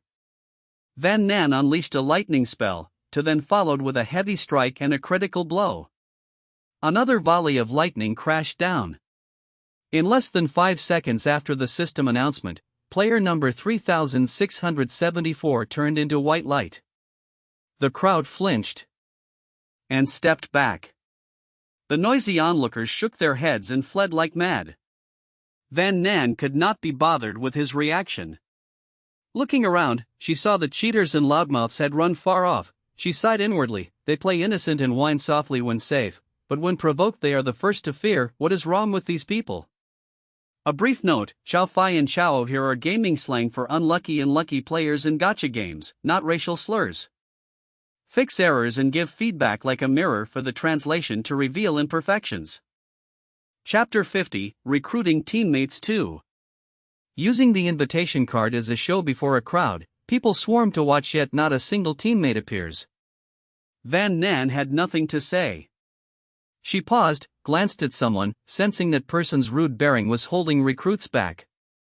To then dismissed any link with a blank face. I do not take responsibility for this mess. Van Nan pouted and said seriously, if no one joins today, you go to the training ground tomorrow. I will recruit alone. To then was silent. This is blatant prejudice. Africa, so what? Who would not want to emigrate to Europe? It is fate teasing us. He is also desperate. At that moment a trembling, worried voice asked, hello, are you recruiting teammates? Entry conditions are posted on the board. We will not lower standards or accept temporarily. Better short than sloppy. To then said. Van Nan watched the player, who immediately agreed to sign the pact. She assessed him and found he was about 28 years old, male, cheeks chubby and trembling, beer belly like someone 3 months pregnant, highly noticeable. 2 more points. Van Nan said. First, after joining the Tin Tien Guild your attacks will not affect me or the support. In other words, after joining you can never damage us. Second, before the support and I die, you may only team with us, you cannot join other squads. I need someone absolutely obedient. In the dungeon everything follows my orders, I command. Your reward is gear from me and passage through the dungeon. The chubby man hesitated. So you too will hold absolute authority? But he must obey, he has no power to resist, his life is handed into others' hands. Correct, exactly so. Van Nan admitted, then added, because of doubt earlier, previous players did not dare join despite the guild benefits. You should think carefully and weigh pros and cons before deciding. To then added, you have 2 choices, accept harsh conditions and join, or turn away and act as if this never happened. The chubby man frowned and worried, thought long, then asked, suppose, just suppose, I join, get a good spot but refuse to obey, then what? Van Nan coldly replied, then you must die. To then folded his arms and looked down at him, best not to have that thought, we have special means, even in a cooperative dungeon we can kill you. If chaos ensues, you die, we waste gear and skill tomes, that benefits no one. The chubby man struggled to reason, joining means surrendering initiative to others, and after he fulfills his duty they may not keep their promises. I agree to join. A hoarse voice sounded. The chubby man was stunned. While he hesitated, someone had claimed the spot. To then doubted, do you know the guild entry requirements? The tall thin youth nervously nodded, I arrived while you explained, I heard everything, no problem. To then felt uneasy, a hesitant person suddenly eager to join felt strange. Explain why. Van Nan also found it odd. The tall thin youth smiled wryly and said honestly, do you know how we won the previous dungeon? He inhaled and said, I used remaining MP to set 2 traps right before the teleport formation. The lead monster stepped on a trap and could not move for 3 seconds. In those 3 seconds, monsters from the adjacent squad reached the end first, so the Tam Hack squad lost. He shuddered recalling it. If I had run out of MP and could not set traps, the losing side could have been Thuan Bach. Afterwards I reconsidered, and with our current strength I could not expect to survive next time. If death is likely anyway, better cling to you two, maybe a thread of hope remains. To Van and Van Nan looked at each other and nodded. Come here. They did not ask attributes or class because with the lucky buff they could change the youth's class as needed. The tall thin youth rejoiced and quickly joined the 2 chiefs. 2 spots remain. To then announced. The chubby man anxiously asked, what about me? To then sighed, how would I know if you will agree? You ask me, I ask whom? In truth he had no way out. The chubby man bit his lip and decided, I join. Good, 1 more to go, hurry and finish the task. To then scanned for the final recruit. Someone stepped forward and asked, may I join? Van Nan raised an eyebrow, a mage? She recognized him as a member of the Eminent Pavilion, a participant from the arena. The mage nodded, it is me. Has the Eminent Pavilion abandoned ship? Van Nan asked bluntly, because members would not leave lightly. To then checked and found the mage had only 3 pieces of gear, worse than random solo players. The mage explained, for safety, when the battle begins members group into the dungeon together. But dungeon loot is small, many people share and must give part to exchange for a team skill tome. The mage spoke vaguely, while Van Nan understood clearly. In PvE era a 7-player team gained fewer items but higher quality and whole team attribute boosts, so 7 beats 4 overall. But in battle formation, 8 players ensure safety yet reduce per player gains, damaging the team's growth. Also exchanging for team skill tomes each run burdens them long term and weakens the Eminent Pavilion. The mage left the pavilion, at least sparing them 1 team skill tome. Did you inform the senior leader? To then asked. The mage replied sadly, he does not intervene in members' decisions. If someone wants to leave, just tell him beforehand. The pavilion members were familiar with each other, and joining Tin Tien soon left them trapped. A big gap emerged. We cannot let everyone cling together and wait to die. The mage's eyes flashed determination. He saw the senior leader's heavy burden, scarce potions, stingy gear, thin skills, all problems. To then decided, if the senior leader has no objection, you join us. At least the pavilion players' attributes were higher than usual. With enough recruits the 5-person group went to the arena. After opening the room to then coldly ordered, show me attributes, gear, and skills. The tall thin youth was first, strength 13 plus 3, agility 5 plus 2, constitution 6 plus 1, intelligence 5 plus 1. He holds foundation insight 1 and range combat 2. He owns 4 items, basic bow damage 3 to 5, agility plus 2, boots constitution plus 1, ring strength plus 2, iron earring strength plus 1, intelligence plus 1. He has 2 skills, trap snare which immobilizes a target for 3 seconds, and piercing strike which deals huge single target damage. The mage was second, strength 5, agility 5, constitution 11, intelligence 16 plus 5. He holds foundation insight 2 and range combat 2. He has 3 items, magic book basic damage 5 to 7, jade ring intelligence plus 3, emerald accessory intelligence plus 2. Skills, imprisonment and fire missile burns the target for 3 seconds after hit. Finally the chubby man reported, strength 6, agility 4, constitution 10 plus 3, intelligence 8 plus 4. NK Talent support grants summons 40% of the player's attributes. Currently the summon has strength plus 2, agility plus 2, constitution plus 4, intelligence plus 3. He has foundation insight 2 and range combat 1. He owns 3 items, staff basic damage 4 to 6, robe constitution plus 1, intelligence plus 2, pants constitution plus 2, intelligence plus 2. He has 3 skills, summon bear horse, summon tree spirit, and healing light. Healing light restores 20 HP per minute to allies in range.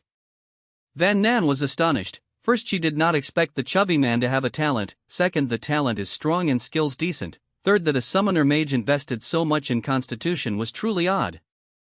Chapter 51, Increasing Strength 1. Van Nan sighed in silence. A summoner has two paths to develop. The first is a melee physical player who invests in constitution and strength and uses summoned creatures as meat shields for safety and more attack. The second is a ranged magic player who invests in intellect so others act as meat shields while they and their summon deal terrifying damage. Fatty clearly wanted the magic path but added melee stats and became a mess. Van Nan judged that this player got a shield summon early and kept adding constitution to boost skill power, but using skills to raise stats is short-sighted and ruined the talent. Fatty frowned and explained softly, "When I entered the game I had this talent so I chose the summon skill. I can summon a bear and our team had no tank, so I added some constitution. But I did not want to be melee, I wanted to stay in the back and help, so I also added intellect. I do not know why, at start I was stronger than teammates, but the more I played the worse I got." Fatty sighed, "If I did not have the talent it would be better." Without a binding talent he could have specialized as a fortress mage without confusion. The tall thin youth looked complex.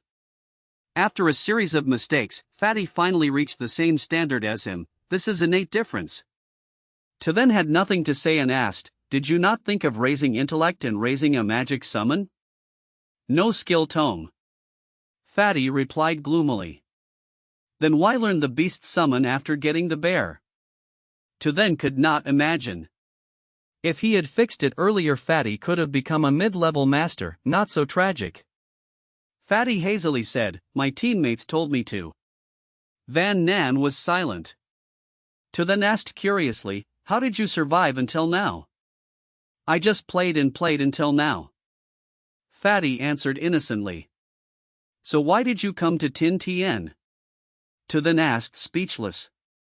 "Was continuing with your old team not good?" he said. Fatty turned away stammering, I had conflicts with them recently, not fit to continue." He clearly would not speak the truth. To then put on a smile that was not a smile. He suspected Fatty's teammates could not bear him and planned to kill to take skills. This is the fate of those with talent. Skilled ones are used, unskilled ones become elite monsters that drop skill tomes. Fatty's hairs rose and alarm bells rang. He wanted to edge toward the door. While he fretted, Van Nan declared, "All right, sign the pact." "How sign?" the mage asked. "First write the duel terms, then fight one match, loser must follow the written pact." Van Nan pointed to the duel platform and smiled, "There is a monitoring system, no changing your mind." To then warned, "This is your last chance, regret and the other door is open." He pointed to the door and smirked, "Do not blame me for warning, if you stay you must be loyal. Betrayal means death, no negotiation." "I have thought carefully," the tall youth showed resolve. The mage said bluntly, "Begin." Fatty trembled but stood still. "Good, begin." To then led onto the platform. The tall youth, the mage, and Fatty each suffered a harsh round. Afterwards Van Nan took the stage and administered one more. With the pact signed, Van Nan exhaled and her gaze softened toward the new teammates. "Each take a name to call one another." She pointed at herself, "Support." To then followed and said, "Priest." Van Nan paid no mind, careful never fails. "My name is Vong Veen," the mage spoke. "Ko Van Nak," the tall youth declared. "Equip them, we will enter the dungeon soon." To then ordered. While others puzzled, Van Nan began distributing gifts. First she gave Ko Van Nak light armor with guard +1 constitution +3, knee guards with guard +1 constitution +2, then searched and found another skill tome. Ko Van Nak rejoiced and grabbed it. The tome was a passive that added 3 burning damage per attack. Understood. Ko Van Nak agreed loudly. Next the mage received a robe, pants, boots, then lightning and meteor skills. Meteor calls many meteors. In a 1x1 range, creating area damage and pairs well with Vong Veen, who has control and single target damage. You change to Fortress Mage and raise your damage. Van Nan said. Vong Veen, half excited half sad, "All my long effort is not much different from what others give." He felt his game life a failure. Finally Fatty. Van Nan tossed him a pair of boots and 2 jewelry pieces, filling his gear, yet she hesitated on which skill to give him. Then glanced in coldly said, I am not comfortable letting you lead the front. Fatty breathed out lightly. Van Nan negotiated, you are main tank, normally you hold monsters, when resting the summon replaces you. My Rock Fiend and Fatty's bear can both act as meat shields. That is pretty good. Players without defensive talent cannot tank long, summons at least do not fear death. Then agreed and after a while asked, you thought it through, what more to hesitate? I plan Fatty as off-tank, his current skills suffice so I consider boosting his attack. But I worry he will use many skills carelessly and waste MP. Van Nan pondered. Finally Van Nan chose the Poison Snake summon. The snake spits toxic smoke dealing area damage, poison targets bleed continuously. She tossed the skill tome to Fatty, be honest and follow orders. Fatty nodded eagerly, holding the tome he felt relieved. With such gear and skills opponents likely will not target him. Then thought books. Silently the one who could survive so far must have some trick. Listen, your duty is to fight monsters until near death, do not steal kills, support will execute the final move. After finish we will distribute loot according to the situation. He scanned and declared the rule. The 3 nodded rapidly. First practice to get used to it. New gear, new skills, new teammates, many things to coordinate. Van Nan said while using the secret tome, after handing gifts she nearly went broke. The tome opened and a heavy iron door slowly appeared before them. Let us go in. Then said and led the way. Van Nak, Vang Veen and Fatty followed quickly. After the 4 entered, Van Nan was last to step through. A long while later the iron door vanished. It was the familiar 6-shaped terrain. Vang Veen slowly said, with only us we may not clear this easily. Van Nan raised an eyebrow, you have been in the secret dungeon before? Yes, our team once looted a secret skill tome, it was simple. We luckily cleared and each got 1 free attribute point. Vang Veen admitted. 2 people could clear it and now we have 5, why fear? Then said as he stepped to the first arrow tower, begin. Start now. Van Nan told the system to begin. In moments 20 wild wolves appeared. Then gripped his blood-sucking sword and waited. As the wolves lunged he swung at the lead wolf. Fatty, release the bear. Van Nan shouted. She meant to herd them for an area skill, but a bear appeared directly in front of Then and blocked the second wolf. Fatty smiled shyly as Van Nan took credit, as if he had done something great. Van Nan was silent. In fact Fatty did nothing wrong, other teams would not mind and it relieves the main tank, but with the Tin Tien Guild. Then complained, what does this bear eat to be so fat? Stand there and block the view. Fatty choked and stared, utterly dazed. Author's note, the bear is a fragile treasure yet it does not complain, it only wants 1 hug. Van Nan, Fatty is truly the lucky one. Each of your suggestions is like a Lego piece, assemble them and you get a complete story. Chapter 52, Powering Up, Part 2. A solo priest is fine, thinking so is one thing but Fatty dared not ask and obediently ordered the bear. It left the safe zone, looped behind the wolves, grabbed one by the scruff, and hurled it into the pack. The throw plowed through 4 or 5 wolves and 2 snapped back at the bear but got slapped flying. With no bear blocking, Then drove in with the lifesteal sword, banking on his high defense to go all offense and in a blink he cut 3 near death. Mind your timing.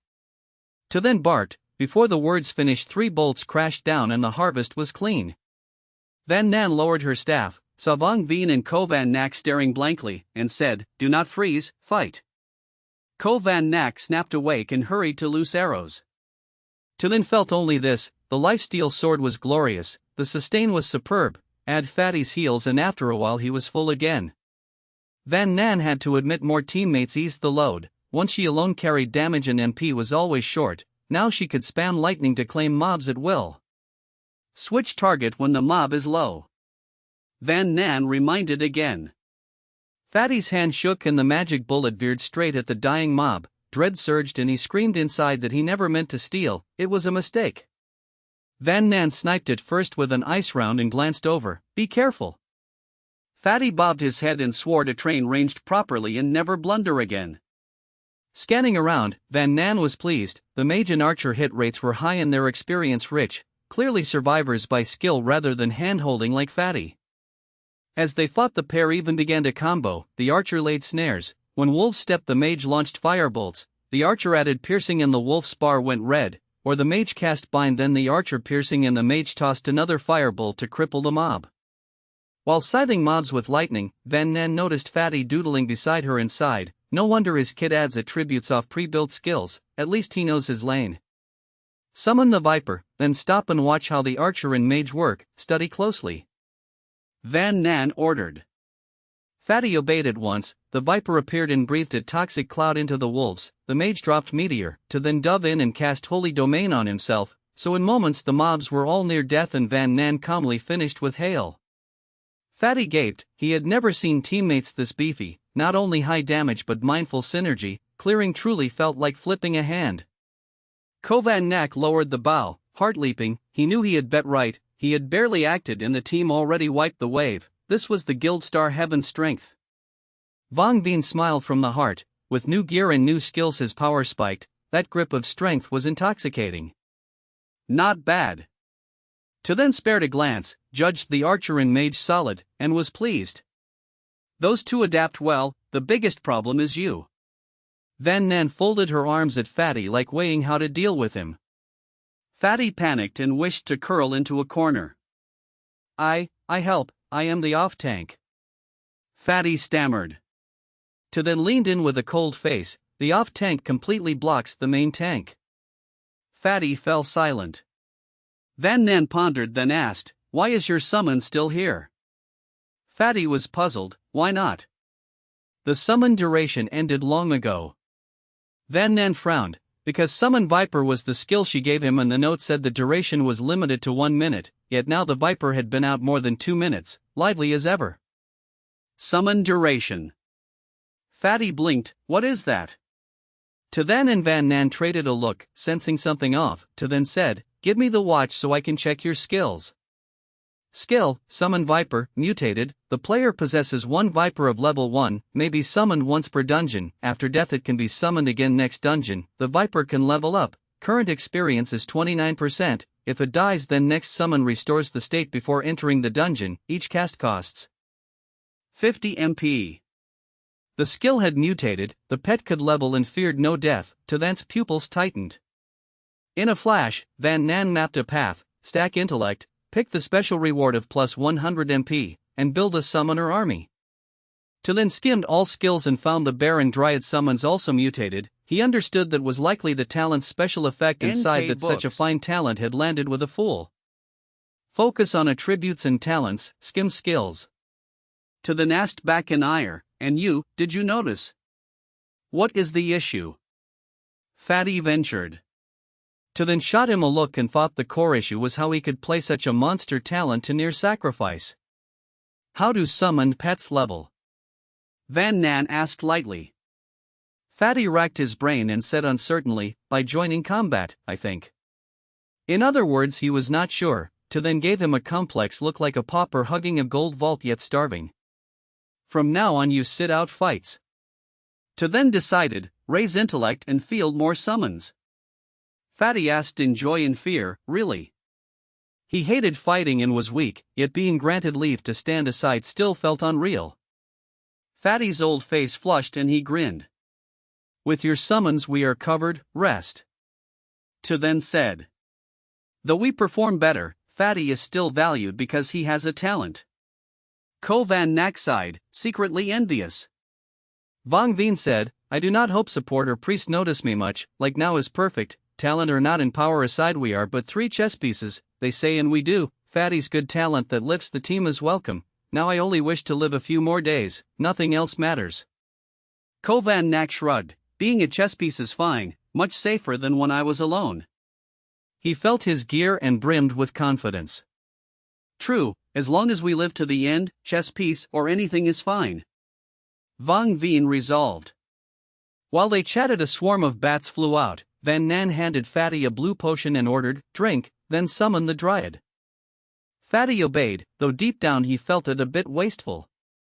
To then looked at the archer and mage and said, "Coordinate yourselves." To then suddenly recalled clips of snaring sparrows and calmed down. He swept the field and saw 4 bats in the Dryad's net. The viper spat poison, the bear thundered in to help, the Dryad lashed with 2 vines, and soon the 4 bats were near death. Surprise flashed in Van Nan's eyes and she quickly finished with an ice round. "Do not just watch." Vang Veen warned softly and shot a magic bullet into another bat. Ko Van Nak centered his aim and hit true. As the 4 snared bats were cleared, the Dryad swept and netted 4 more. Though you new folks have lower stats and fewer skills, your reactions are decent. To then praised. At some point Van Nan stood beside To then and murmured, "Fatty's own damage is lacking but his support is very strong." "I noticed." To then smirked, "Use the bearish shield and the Dryad to control so others can strike with ease. No wonder Fatty lives this long. Support used well and almost never kill stealing. Naturally others will not let him die, but that way his power never grows and slowly drags the team. Those so-called teammates first rode him for gains, then when he turned useless they wanted to kill him for scrolls, squeezing resources to the end, right?" While casting lightning to clear bats, Van Nan shot him a glance. "If I did not always run dungeons with you, I would think you are the one who trapped Fatty." To then was indifferent. To grow stronger and live better, what would a player not do? Many will stop at nothing. After all, this is a survival game, not a vote on honor or virtue. Your tweak is as smooth as ice cubes dropping into a glass of feelings. Chapter 53, Power Up 3. Finding 3 little brothers makes everything much easier. Van Nan sighed. "Right, from now on you happily reap monsters while I suffer blocking waves and holding the line." To then complained, feeling no different from the other 3. Van Nan blinked. "The capable stay busy, which proves your position is irreplaceable." To then curled his lip and felt no honor. Van Nan, used to his asking for trouble, pretended not to hear and slipped away. She fetched better gear. She had just looted and swapped the team. She added strength for the archer, intelligence for the mage, and intelligence for Fatty too. Fatty stared at her like seeing Doraemon. "Why change gear again?" Ko Van Nak lowered his eyes and thought that if these existed earlier she would have given them, so they came after teaming. Could support really loot that much from only 40 normal monsters? This luck is broken. Van Nan did not hide it and showed her luck skill. Ko Van Nak drooled and sighed. Divine skill, truly divine. Fatty admired as well. Vang Veen seemed to recall something and asked, "If I remember right, Chu Hu?"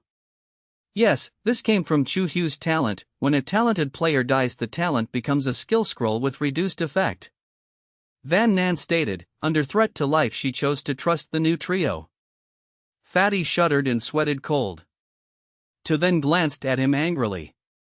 "Relax, as long as you keep to your duty we will not touch you, after all you are more useful alive than dead. No one knows how this system weakens talents. Absolutely honest, tell me to do it and I do it, forbid me and I will not." Fatty pledged fervently. Learning that talents become scrolls after death was new to Ko Van Nak, so his eyes lit up. Vang Veen smiled bitterly. How could support say such a thing so casually without fearing shaken morale?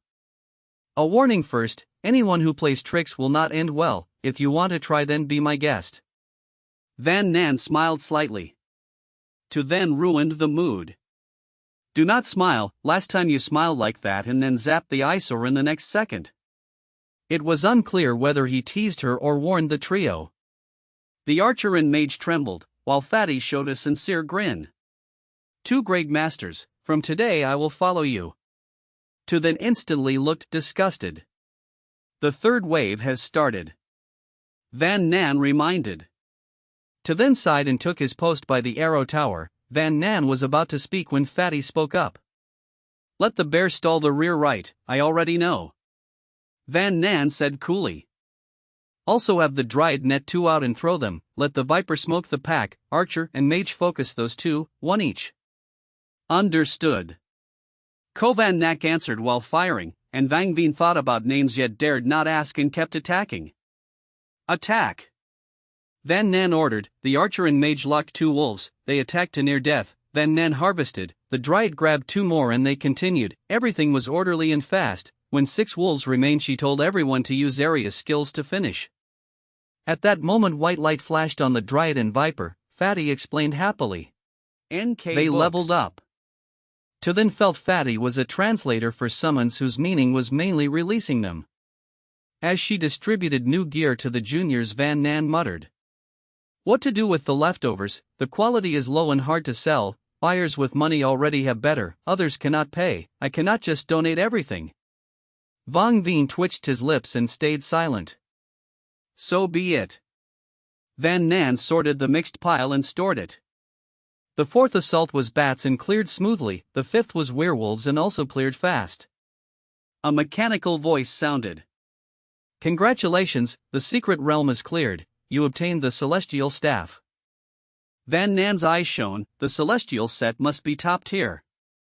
Celestial bow. Ko Van Nak took it out with reluctance. Celestial robe. Vong Veen said. Celestial pants. Fatty reported honestly. To then, holding only 2 celestial pieces, felt uncomfortable and pressed. What special effects for 4 pieces? You gain 2 effects, damage plus 5 and MP plus 100, both very practical. Van Nan rejoiced. That made To then even more upset. Ko Van Nak rejoiced as it was his first time seeing such supreme gear. What about the boots? To then fretted. Van Nan thought it fine.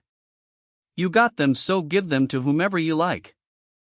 His mouth twitched. Easy to say, 3 pieces are needed to activate the effect. The archer already has the bow, so the boots should go to him to maximize value, yet for balance the mage and Fatty also contributed. Giving only the archer would be unfair, unfairness breeds resentment, both worked equally so either choice felt wrong, and they had just joined so poor handling would breed distance. At this moment To then missed the master-servant pact. If their lives were in his hand there would be no trouble, he would distribute as he thought fair, and who would dare object? What are you doing? I already said give them to whomever you like. Seeing his tangles, Van Nan was speechless. You are the main tank, while the Rock Bear and Dryad are off tanks. As long as tanking holds, then with me here the guild will sooner or later gear full celestial. Her hint was that order did not matter much. In the end To then gave the boots to the mage. His reason was, Fatty does not need them since summon attributes do not transfer. Fatty waved his hands. I do not mind, being allowed to idle in the guild already satisfies me. You received the system notice right, each person gets 200 merit points and 2 free attribute points. Van Nan asked. Everyone nodded. Van Nan told Ko Van Nak. Put all into strength. Then told the other 2. Put all into intelligence. They followed. Van Nan added intelligence to reach 22 and To then added intelligence to reach 17. Van Nan took out the second secret scroll. Exit the instance, then run it again. Wait a moment. Vong Veen could not help speaking. Vong Veen tried negotiating. Can we leave the instance for tomorrow? Why, I need a reason. To then asked. Support holds a medium difficulty scroll for up to 8 players, 3 slots remain now so we could trade. Vong Veen explained. What if we switch to a secret realm scroll? He added slowly. That would be different. To then decided quickly. Fine, we go tomorrow morning. Then he asked. Is the time today enough for your trade? Vong Veen nodded. Enough. He thought, then added. I am not fully sure I can persuade them and will only try my best. There is no reason to refuse. 3 come here to grind points, then we send 3 there to grind. Both sides benefit and everyone benefits. Van Nan said naturally. Seeing her misunderstanding, Vong Veen simply shook his head. So today we just dismiss, right? Ko Van Nak asked carefully. Understood. He answered firmly. He was not crazy to give celestial gear away. Vong Veen smiled bitterly as if the words were aimed at him. Van Nan instructed. If you have time, practice basic meditation, pause other things, push basic meditation to the highest level first. Vang Veen decided where to go and left quickly. Entering an apartment and finding a familiar numbered door, Vang Veen stepped in. He smiled bitterly and recounted everything from start to finish. Bang! A teacup slipped and fell to the floor. The boss's face chilled. Are you crazy? You do not trust brothers yet sign some pact with outsiders. Vang Veen shook his head seriously. Because I see everyone as brothers, I cannot watch us sink. If the ship is sinking, those who leave allow others to live. We cannot cling forever. The boss rolled his eyes. First time I have seen someone justify climbing up so righteously. Just reasoning. Vang Veen said. At least we save one team scroll. The pact is signed, the benefits taken, the man has decided to go. What nonsense are you telling me? The boss raged. There is a chance to raise our strength in the Hall of Celebrities, so I came to you. Calm down and let us talk carefully. Vang Veen said helplessly. Only then did the boss fall silent. Author's note. Van Nan is called support but is truly a mage. To then is called priest but is truly a main tank.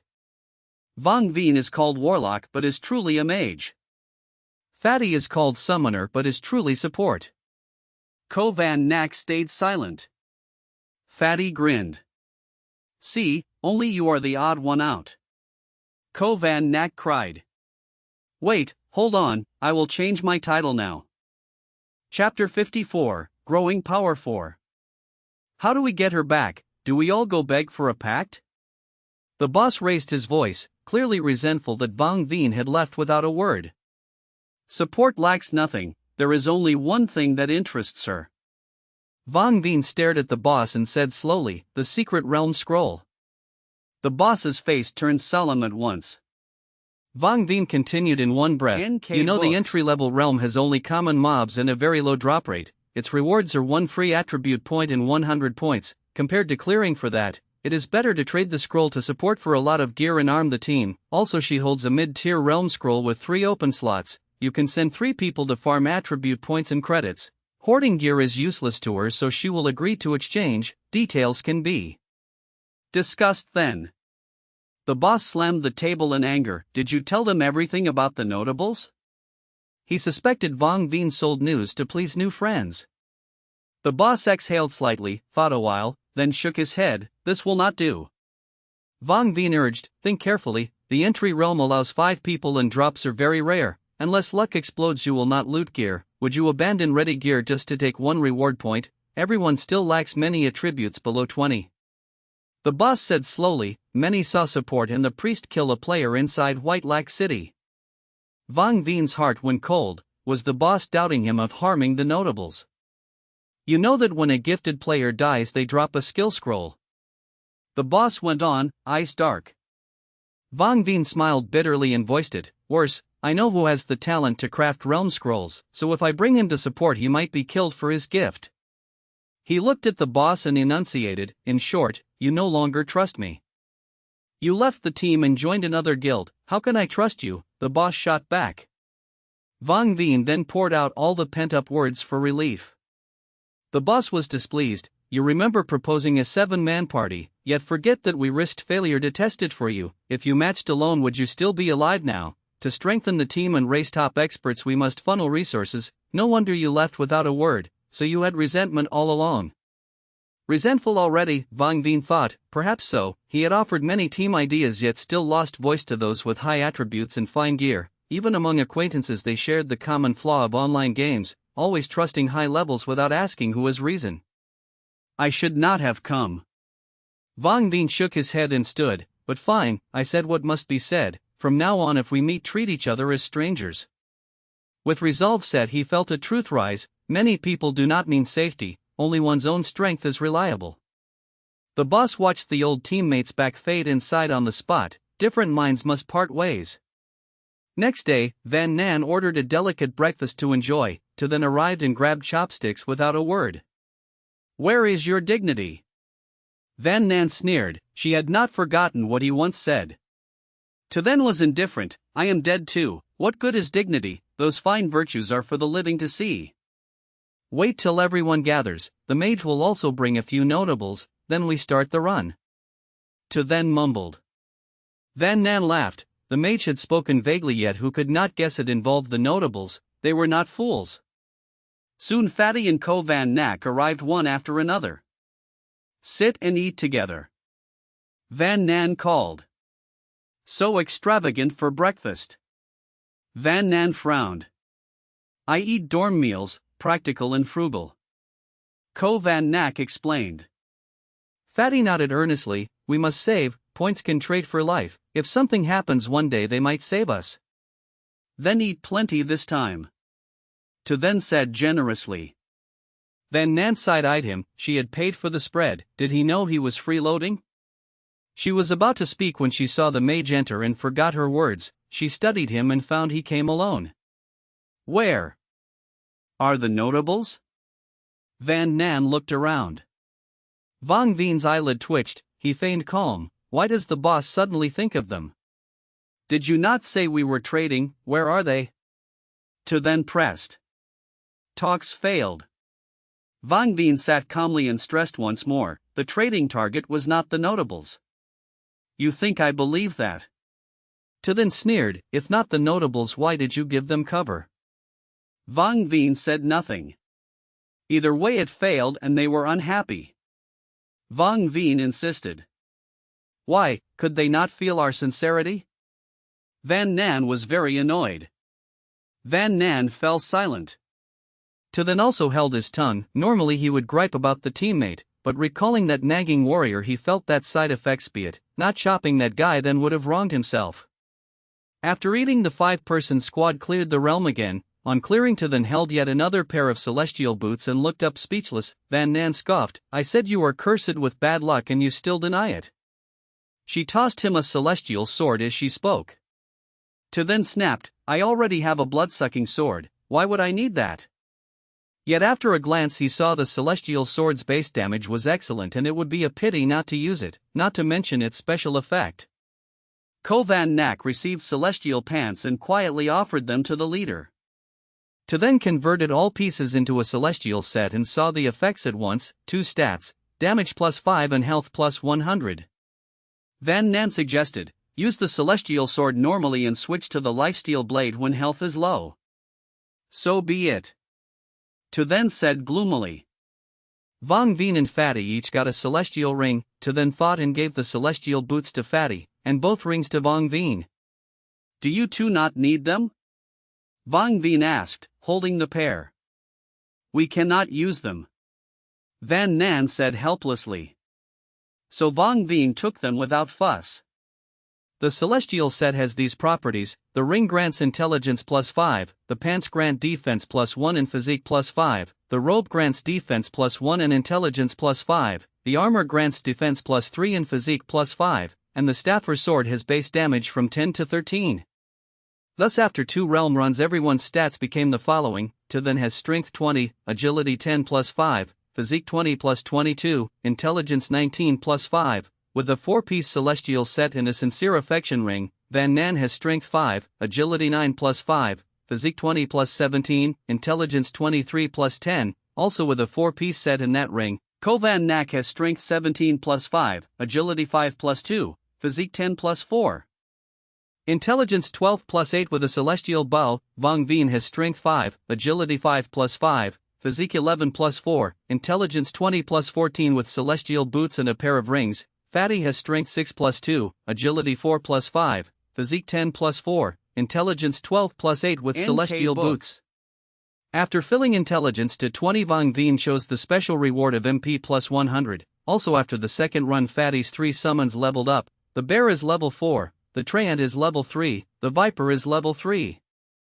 At first To then thought that by recruiting 3 little brothers and using 2 realm scrolls he could push at least 1 attribute of each to 20, now he must admit that was naive. Sign the party scroll, then disband and train on your own, Van Nan said while drawing out the scroll. Fatty signed honestly and then exclaimed in surprise, we can only party 4, but we are 5, what do we do? Vang Veen was about to say use 2 scrolls when Van Nan smiled, that dark priest, we will not bring him. To then suddenly wanted to chop a teammate. Fatty believed her tease and fretted, if the priest is alone how will he survive? Vang Veen nearly cried at Fatty's silliness. He pulled him aside and whispered, are you dumb, without a main tank how do we? Clear, his name is priest but he is no real priest, saying we will not bring him as a joke, they surely have another way to party. One should know the priest and support are truly a pair. Fatty thought a bit and tears rolled, he had to admit the mage was right. Chapter 55, Dungeon 6 Part 1. You made 2 battle invitation cards? To then was surprised. Yes, 1 is enough for the dungeon, but after returning to Lilac City, we'll need more. Van Nan smiled softly. Because in the dungeon, the card can change everyone's state, but in the city it only works for 1 person. To then stretched his hand, give me the immunity card. Van Nan tossed it casually, who are you giving it to? The Pure White camp has only about 400 players left, mostly big guilds. To then smirked. He laughed, this time it's free, I'll give it away. Let them taste the benefit first. If they like it, next time they'll come buy it themselves. To then looked at the 3 immunity cards seriously. Van Nan thought for a while, alright, even if it's nothing, at least it raises the survival rate for our elite group. After that, To then went to find recipients. Van Nan went to bed early, saving strength for tomorrow's battle. The next morning, all players were teleported into the dungeon. Once they regained movement, Fatty checked around. Seeing the priest beside him, he fumed, how could a support scare an honest player like me? I even worried he might be in danger. Van Nan looked at the map, the system really knows how to play. The map was shaped like a square spiral, starting at the top left and looping around to the teleport array. Usually, the outer ring was for monsters, and the inner safe zone kept players protected. But this time, the safe zone was blocked by light, they couldn't enter. To then seemed amused, last time they locked us inside, now we're stuck outside. Nice change. What's so funny? Van Nan snapped. When your HP drops, you'll wish for a safe zone. Who cares, everyone's the same. To then glanced sideways, if I can't last, they'll die sooner. He frowned, 7 people? Their camp had a numbers advantage, this shouldn't happen. Van Nan realized, looks like we're the unlucky ones. Too few people. Fatty trembled. Wang Veen sighed, karma had arrived. Kovan Nak gripped his bow confidently, no fear. We're all elites. Fatty nearly protested but stayed quiet. Suddenly, a voice announced, main mission, before the enemy camp fails, prevent any monster from reaching the teleport. Reward, 200 points per player. After completion, players can leave freely. Failure will erase your record. This dungeon allows same camp PvP and forbids entering the light barrier. Have fun. Not fun at all, Wang Veen muttered.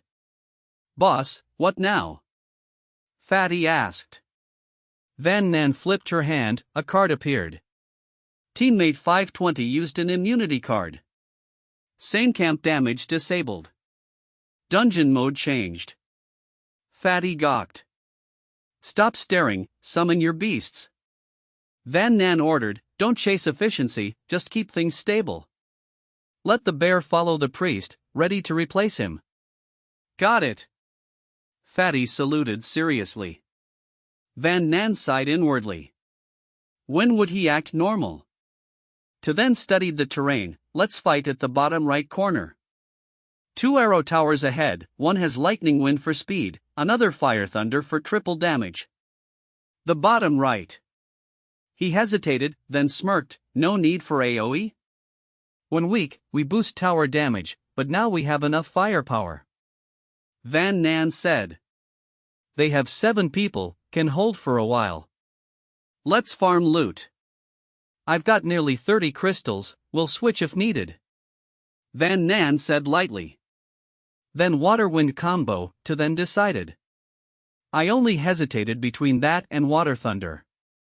He took front position, followed by the Bear, Dryad, Van Nan, Snake, Ko Van Nak, Wang Veen, and Fatty last. You just watch the other team, To then ordered. Report any movement. Fatty frowned, I can't, no experience. Just describe what you see. To then barked. Fatty braced himself. Soon, monsters appeared, 5 elites marching toward the teleport, steady despite damage. Wang Veen cast lightning. Ko Van Nak groaned, out of range. Then shoot freely. Van Nan cast lightning too.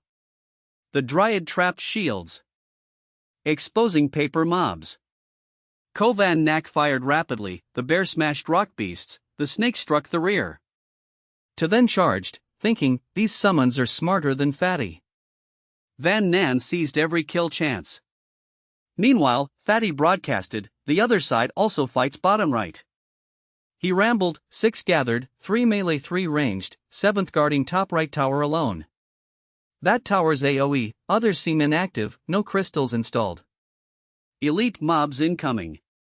1 lightning mage attacks paper mobs, others hit hybrids. NK books. 3 thunderbolts down the wizard, mage damage high, MP low, intelligence and gear must be.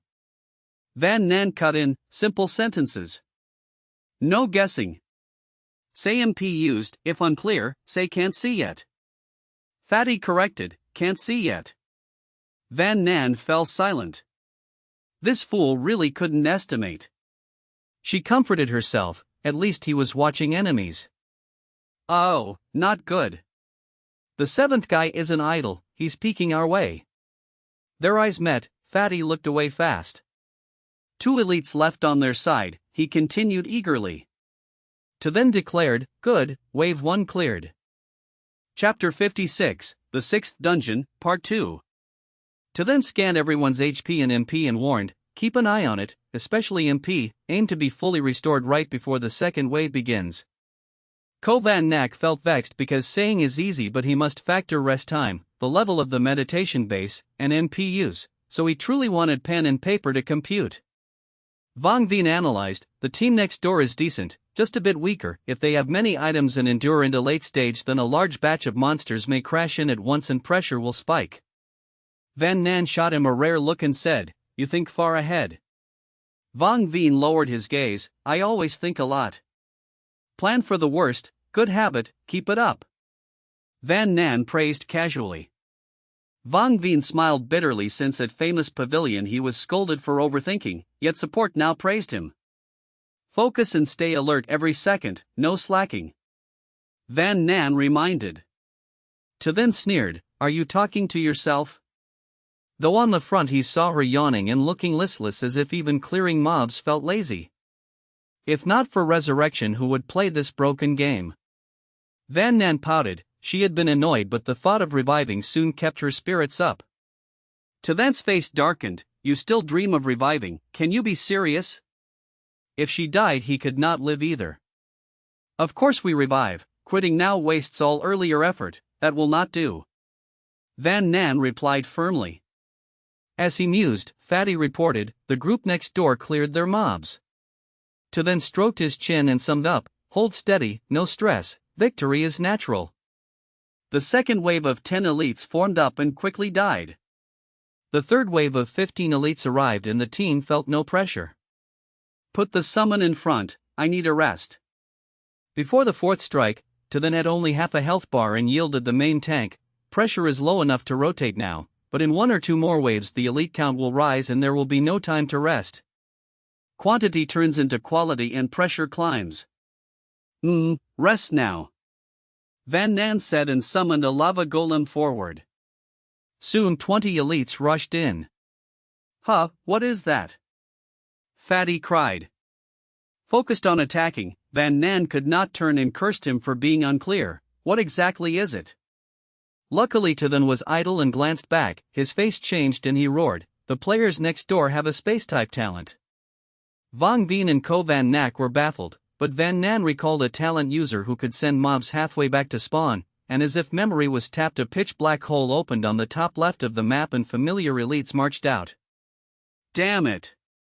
Elites from the dark camp entered the black hole and vanished.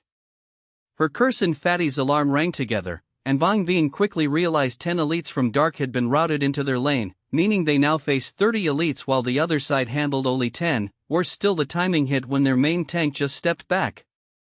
Fatty stared at Dark in disbelief. By chance he met the 7th player's eyes again. The man smirked and mouthed, "Still not dead now." 30 elites with no main tank meant White Camp was doomed in their eyes. Not only Dark thought so, 3 new members of Star Heaven Guild thought the same, since the teleported batch were the tankiest elites. Stay calm and keep tempo. Van Nan dropped 3 lava golems to block and shouted, "Stop saving MP and go all out." Vang Vien cast Meteorite on the horde and kept firing magic rounds. Kovan Nak loosed arrows at high frequency so fast his hands cramped, the Viper spewed fumes and bit non-stop, the Dryad's dense boughs lashed the pack, and the bear stood behind the golems to bodyblock strays. Even Fatty ran back to throw magic rounds to help. To then drank 3 red potions and was about to charge when he saw Van Nan act. She suddenly pulled out a warrior cuirass and hurled it into the elites, then tossed cloth shoes and iron rings in succession. To then saw they were all low-stat throwaways, yet even junk should not be thrown at monsters, and throwing gear could hardly halt an elite army's steps. Just as he thought she had snapped, thunderous blasts boomed ahead as if the tossed items were satchel charges. What is happening? The juniors gaped. Skill, sacrifice any one piece of gear to deal massive damage within an area of 1 by 1. Note that the gear vanishes after the sacrifice and cannot be restored. Power scales with gear attributes, each cast consumes 5 MP. To then was speechless for a long beat and then stammered, "Sacrifice pairs perfectly with the luck buff." Kovan Nak muttered, "This reminds me of pay-to-win whales who scared me back then, and now he simply felt lucky they were allies." Vang Vien frowned and cautioned, "We have not finished the wave, do not relax," and dropped another thunder salvo. Van Nan was swamped. She used thunder to snipe kills, hail to hit the pack, timed shields for the bear, and in the gaps chugged blue potions to refill MP. To then grabbed the Star Heaven sword, dove into the horde, and opened Holy Realm. Seeing stability return, Fatty exhaled and went back to his station to keep monitoring. The Viper and the Dryad leveled up and their firepower grew, and to then notice summons seemed to level a bit faster the more mobs they killed. When 30 elites were down, Van Nan flopped down panting and speechless. Kovan Nak also sprawled and said with lingering fear, "I hope the next strike will not be another batch from them." He had truly been scared by a full 30 elites. Probably not. Time-space talents are energy limited. If they could send more they would have dumped everything at once to crush us. To then said while stepping back to the front.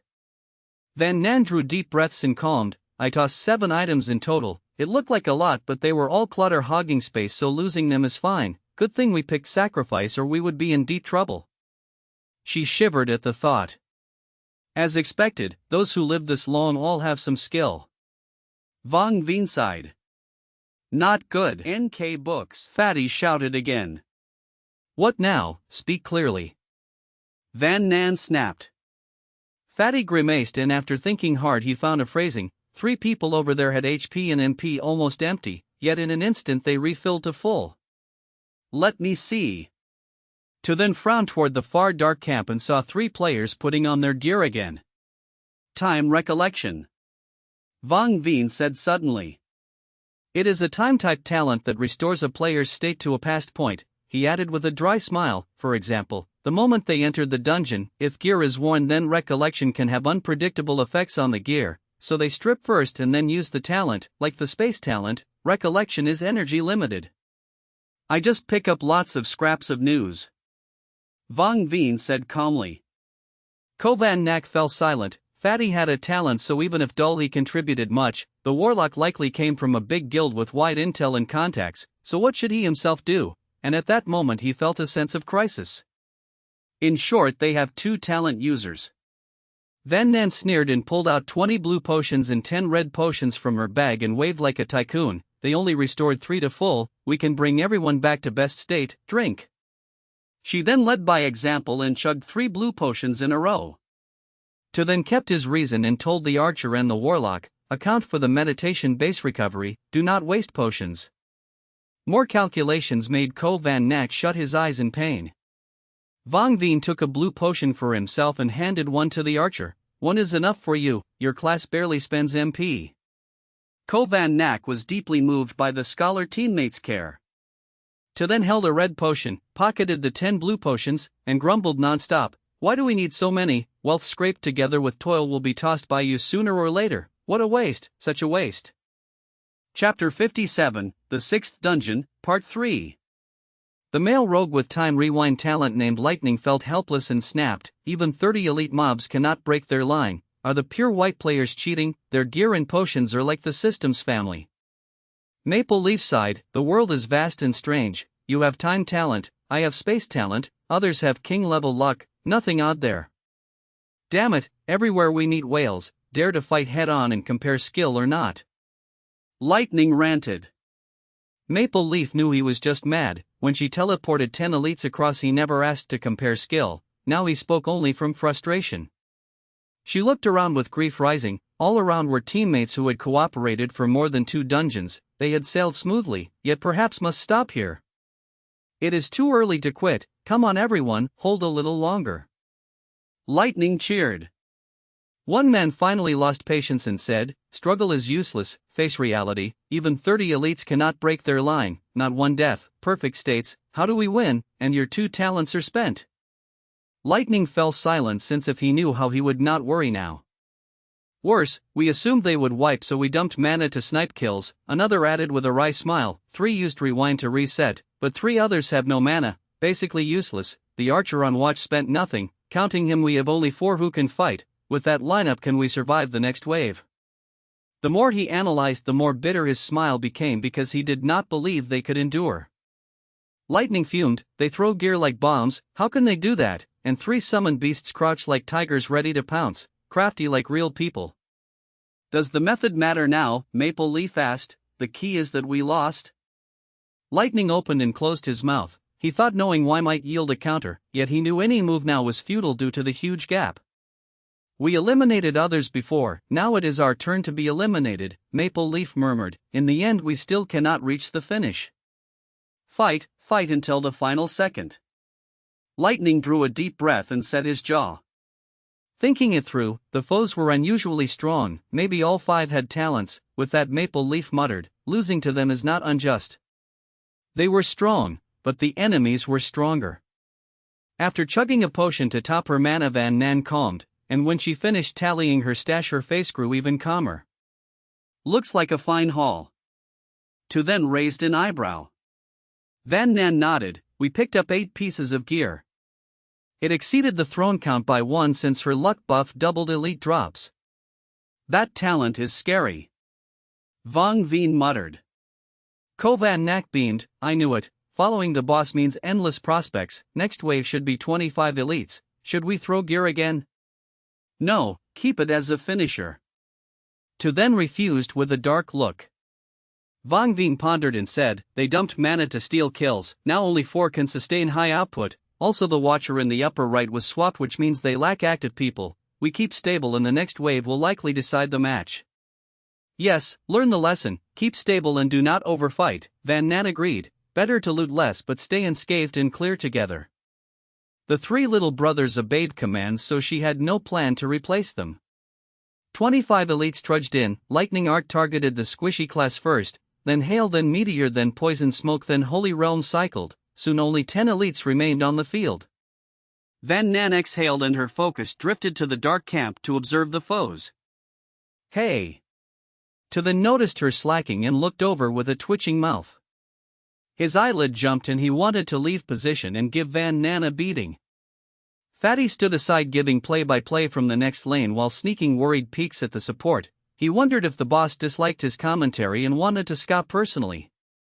Van Nan stared a while and muttered, I really want to send a rock fiend over to open a path. For the system mobs. The mobs are low, snap out of it and finish them. To then raged. Here. Van Nan answered and quickly used lightning art to secure kills. Fatty's live commentary skill. She stopped halfway with a hard-to-describe look. Fatty tensed, then poured in 120% effort. The dark camp's main tank bar turned yellow and is about to fail. Right now in the dungeon there are He began counting, 1, 2, 3, 4. After that there was nothing further. Idiot, did your teacher get married during the counting lesson? Van Nan spared a glare full of doubt. To then was speechless and admitted letting Van Nan watch the progress herself made sense because that guy inspired no confidence. Clear the elites first. To then ground out and held NK firm. Books. After quite a while Fatty spoke again, elites are about 15 to 20. You counted all day to give a range. Van Nan saluted ironically. Vong Veen comforted, at least he did not fabricate. Thinking of the toil of the 3 summons, Van Nan let it slide, sweep the mobs fast, I will check in person. She then focused and sped up, the Celestial Guild's efficiency surged and soon only 5 elites remained. Fatty reminded, Dark Camp lost 2 people, elites left about 10 to 13.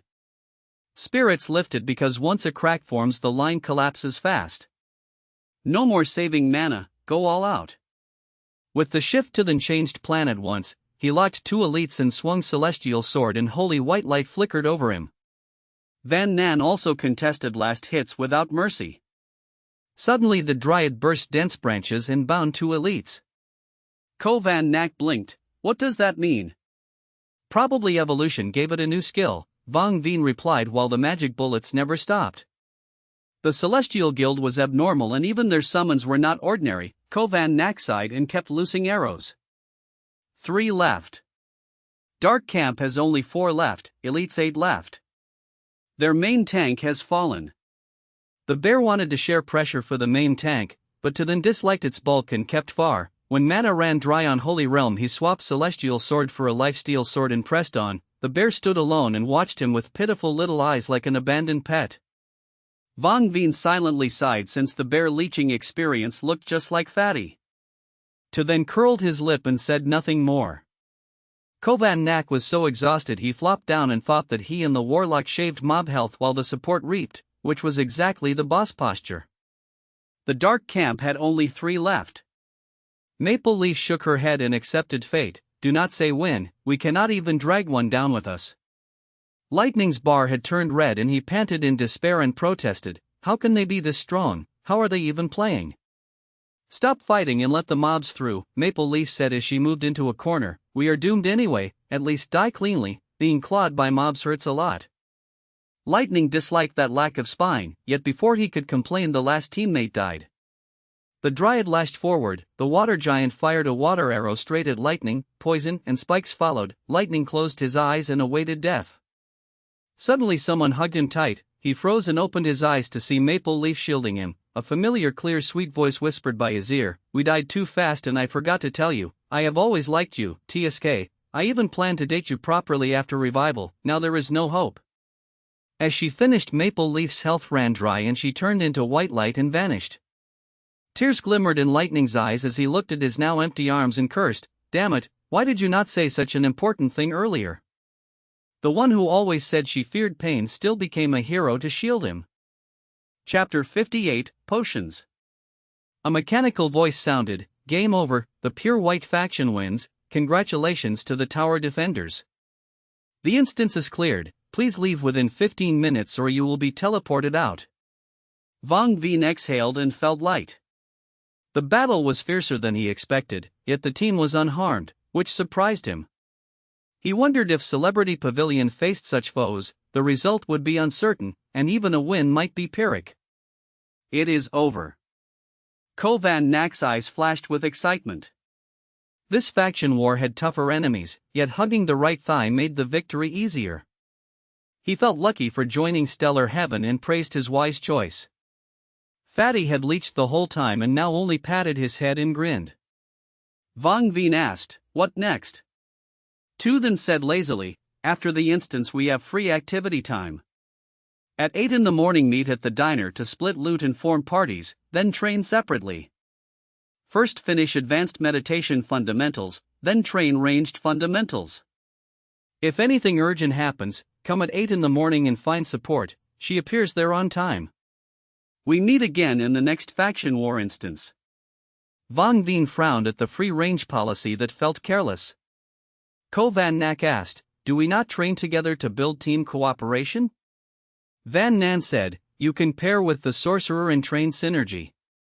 Ko Van Nak almost cried because he nearly forgot his role. The priest blocks mobs, support clears them, and he and the sorcerer bleed enemies. When she returned to White Lac City, a system notice said, before the 6th instance, Pure White had 430 players and Dark had 420.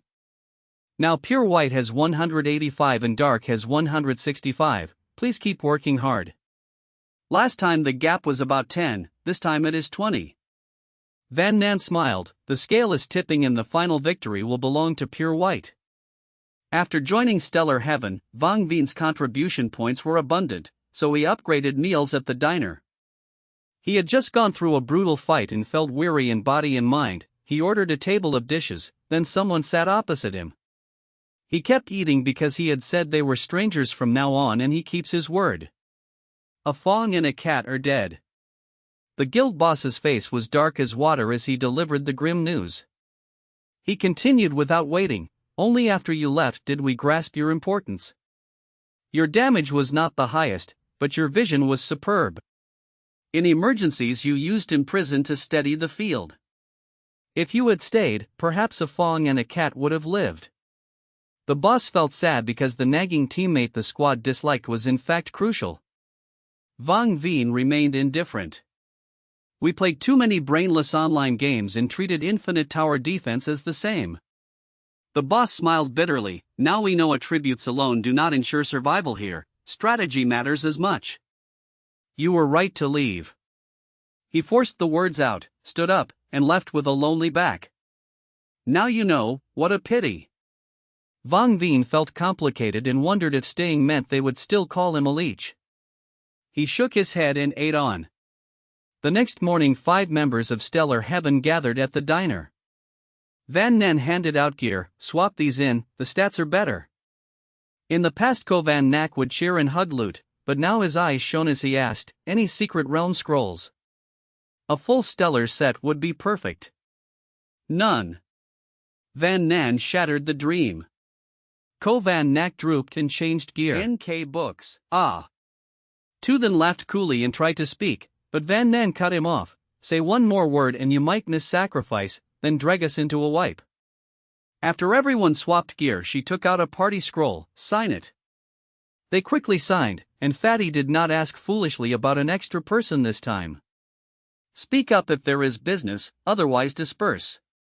Tu then said sternly, "I have something." Vang Vin lowered his voice. "System potions are all basic, each restores 25 MP. And 25 HP over 5 seconds.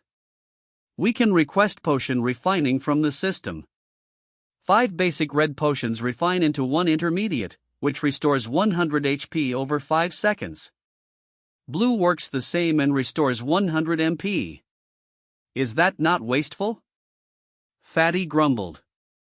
"By raw count it seems wasteful, but in key moments intermediate potions save lives." Tu then mused. Van Nan asked, "Besides 5 bottles, what else is needed, and is the success rate 100%? Vang Vin nodded. "The success rate is 100%. Each refine consumes 5 bottles and 20 contribution points as fusion cost, nothing else." "Let me try." Van Nan sent the request and soon said in surprise, 5 basics make 1 intermediate, and 16 basics make 1 advanced that restores 300 HP over 5 seconds. Tu then calculated and concluded, advanced costs more in the process. Vang Vin said, "Normally only the main tank reaches 300 HP, so others rarely consider advanced reds." "Refine." Tu then said decisively, "If I had advanced reds last run I would not have left the front line and the enemy would have had no opening." He then glared at the sorcerer, "Why did you not share such vital info earlier?" Vang Vin smiled wryly, "I never thought I would fret over too many potions to drink. Most teams get 3 or 4 bottles each at best, unlike support with rich vibes who casually pulls out dozens." That was one reason, and another was that he had just joined and did not know the team, so he could not reveal everything at once. Only after one instance together did trust grow and sharing follow, and such small thoughts were better left unsaid. Even if he said nothing, Tu then guessed it. "I will allow it this time, but do not repeat it." Tu then warned coldly. Vang Vien's expression turned solemn. Tu then sneered softly, only he was allowed to hide trump cards. Fatty stared at the sorcerer and then the priest, feeling lost in fog. The air felt tense yet also fine. Van Nan knew the warning helped team control, so she did not spoil it and shifted topics. Too many potions are awkward to carry, I will refine them directly. Soon she produced 25 intermediate red potions.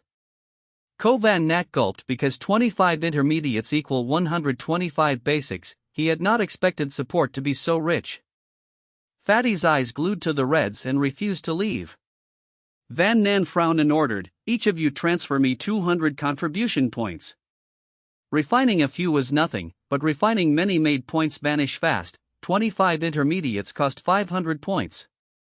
They transferred at once, and after receiving 800 points she relaxed and kept refining.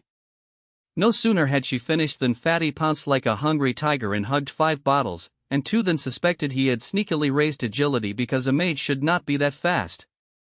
Ko Van Nak followed and clutched 5 reds with a grin. Vang Vien shook his head and muttered, why scramble, did we not say 5 each, these bottles cannot run away? So he calmly took his share. Ko Van Nak thought he knew nothing because only after stowing them do they truly become yours.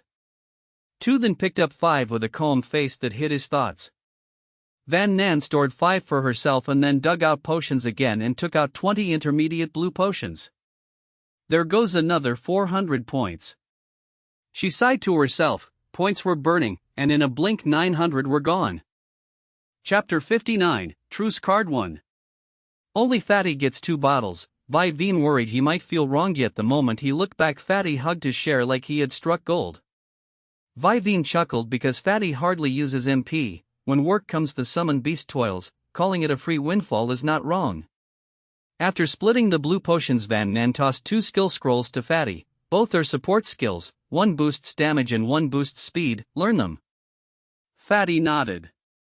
Next the archer received a poison refinement scroll whose effect adds poison to the next 3 attacks after a skill. The other warlock already had a full kit, so after thinking Van Nan gave him 2 support scrolls like Fatty's. Too many scrolls are useless in storage, learn them.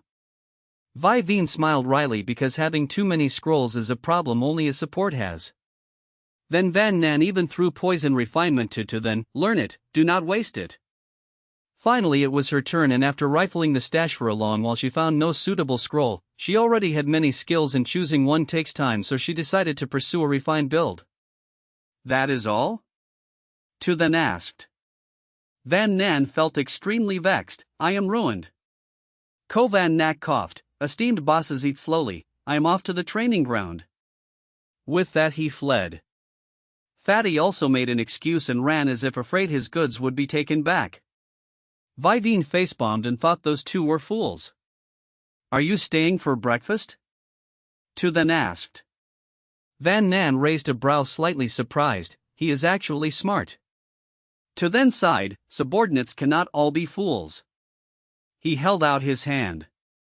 Van Nan took out 3 high-grade red potions and 1 high-grade blue potion and handed them over, a reward. Do not make a scene. Tu then quickly stored them. Van Nan reported, the mid-grade drugs were all handed out, besides that there are altogether 5 high-grade red potions and 3 high-grade blue potions. I kept 2 red and 2 blue for myself. In other words, the stock of low-grade red potions is not 125 bottles but 205 bottles. Also each batch of high-grade drugs costs 30 points to refine. In just a moment I spent 1,140 points already. Van Nan sighed, fortunately I am rich or I would be bankrupt. Tu then tilted his head uneasily, you are not hiding a private stash from me, right? Van Nan glanced at him without a word, which strangely put him at ease. I want a truce card, name your price. The newcomer NK said books. Bluntly. Van Nan and Tu then exchanged a look, knowing a fat sheep had walked in, yet she asked, how did you know to find us here? He said so. The man pointed at Tu then, did you not say those who want a truce card should come here in the morning? So without any notice she had become the contact, Van Nan glared at Tu then. He acted oblivious and smiled, so, you know the value of the truce card now. Back when he gifted it people did not care. The visitor was candid, not bad. Q Mong. Name your price. Since he was direct to then stopped circling.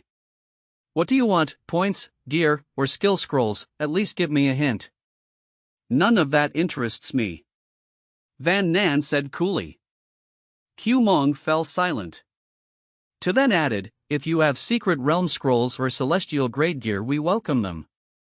Q Mong had heard of secret realm scrolls, so the corner of his mouth twitched, so dark, asking the sky for one truce card. He wanted to turn away and let them pay for sky-high pricing, yet he dared not because last dungeon he had tasted the sweetness. With the truce card they could spam wide area attacks without harming allies. Their opponents were not weak but lost because the format caused accidental friendly fire on the main tank, and after 2 or 3 times the team was doomed. Gear is external. To then said evenly, if you cannot clear it, even the best items mean nothing. Moreover, we will not necessarily demand a secret realm scroll. If you have a mid-difficulty scroll we can cooperate and clear together, we do not mind. Van Nan tried to persuade. But we mind. Q Mong said frankly, everyone knows you killed a player inside White Lark City. Who knows when PvE turns into PvP if we dungeon with you? Van Nan fell silent. Q Mong pressed on, after using a truce card I am even less at ease. Then the question is, to then drawled, if you refuse our proposal what will you trade? Ordinary goods do not catch our eye. Q Mong opened his mouth and realized something was off. Van Nan reminded him, we are not chasing you to sell truce cards, you are begging us to sell to you. Tears streamed down Q Mong's face in spirit because that was true. To then smiled with a hint of warning, I said before I did not give the card only to you. If you have a secret realm scroll, hurry to farm and bring celestial gear to trade. Van Nan analyzed lazily, do you think any team will worry about later dungeons and purchase several truce cards at once to stockpile? You must hurry because competition is fierce. Q Mong rolled his eyes thinking no one would be foolish enough to buy many at their lion's bite, yet the world is big and anything can happen, so he dared not be certain that Survivor's intelligence would not suddenly log out. What if? After hesitating he sighed, reserve 1 card for me, I will gather a team to farm now. Take your time. To then replied casually, which made Q Mong itch with hate. To then popped a small bun into his mouth at leisure, by the way the truce cards are limited, before each dungeon wave we only have a few. How many in total? Q Mong pressed. 4 cards. Van Nan answered, they could craft 5 in all, keep 1 and sell 4. Fine. Q Mong ran off to farm. Van Nan was about to exhale when someone else sat down and asked, heard you have truce cards? To then frowned with sharp eyes, I do not recall meeting you. The man smiled softly, we were strangers before but we can become acquainted now. At that Van Nan was slightly startled. Hello both, I am 7th month. He introduced warmly, in the last dungeon I met a team using truce cards, I coveted them so I came to buy. Van Nan asked curiously, how many in your dungeon? 6 people.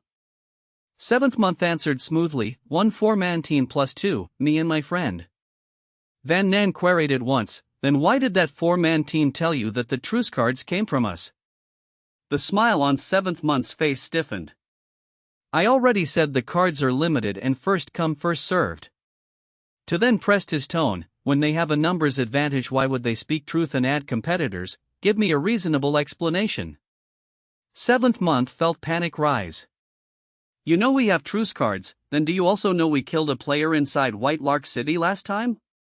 Van Nan smiled without smiling and spoke each word clearly, because that guy was hateful. 7th month nearly jumped and hurried to explain, bosses, it was not my idea, I am only a runner. Someone wants to buy truce cards but has a grudge with you and feared you would spike the price or refuse to sell, so they wanted me to speak for them. 7th month rattled on, they promised me a decent piece of gear afterward and I thought it was easy so I accepted. They trust you very much. To then looked him over. 7th month wore a bitter face, before leaving I had to go to the arena to sign a pact so they cannot default. Fool, a simple errand like this cannot be worth a whole piece of gear. Van Nan shook her head and sighed that his intelligence was mystical. 7th month fell silent while wondering if after such clarity they would still use force. To then stroked his chin and offered another idea, they sent a stranger perhaps because they worried we would charge for the truce card I gave last time. Chapter 60, Invulnerability Card 2. Can I go now? That was Thap Noyet asking carefully. If you cannot buy the card, will they spare you? To then asked with curiosity. Thap Noyet looked distressed and replied awkwardly, "It is fine, I will decide based on the situation. Offending a large guild brings hidden trouble, but it is better than dying right now." To then fell silent, apparently weighing options. At that moment someone else reached in to ask, "Any invulnerability cards?" Thap Noyet looked at him like a brave soldier ready to die. Van Nan wanted to flip the table, the questions kept coming so the single breakfast took her half a day to finish. Perhaps her deep resentment made the newcomer tremble and ask instinctively, "What is wrong?" A visitor should be good news, so why did his face look pale? In a few days the invulnerability cards will be auctioned. To then announced, shocking everyone, they will only accept secret dungeon tomes and Tin Tien gear, highest bidder wins. Thap Noyet, ignorant of tomes and gear, looked bewildered. The newcomer, a member of a big guild, understood and forced a smile, "Only those two things, and we must bid?" "Of course." To then said proudly, "Did you expect free invulnerability cards?" The man forced a bitter laugh. Survivors of many battles understand this game. To clear a dungeon you need two things, a main tank who soaks hits, and massive team damage to kill monsters fast. An invulnerability card changes the dungeon format and lengthens main tank survival, but trading good gear for a card weakens offense and may cost more than it gains. I do not think anyone can pay such a high price. The man spoke as a big guild member. Our guild has only ever obtained one mid-tier secret dungeon tome. Drop rates are so low they make people furious, and after clearing each player gets only one Tin Tien gear, how could we trade it away? To then saw no issue, a secret tome has 8 slots, leave us some empty slots, we are not picky. The man looked rueful, these two were notorious and might start a fight inside Baklak, so even if he had a tome he could not safely deal with them. Fine then, one Tin Tien gear for one invulnerability card, one low difficulty secret tome, or one slot in a mid difficulty secret tome per card. Van Nan decided, trading opens in 10 days. Hey! To then objected, thinking the price too low. After thinking carefully he fell silent then admitted her offer made sense, other guilds were not as rich as Tin Tien. The man left feeling slighted despite being the buyer. Okay, disperse. Van Nan waved, first bidder gets it, I will sell to whoever bids first, even if one person buys all 4 cards.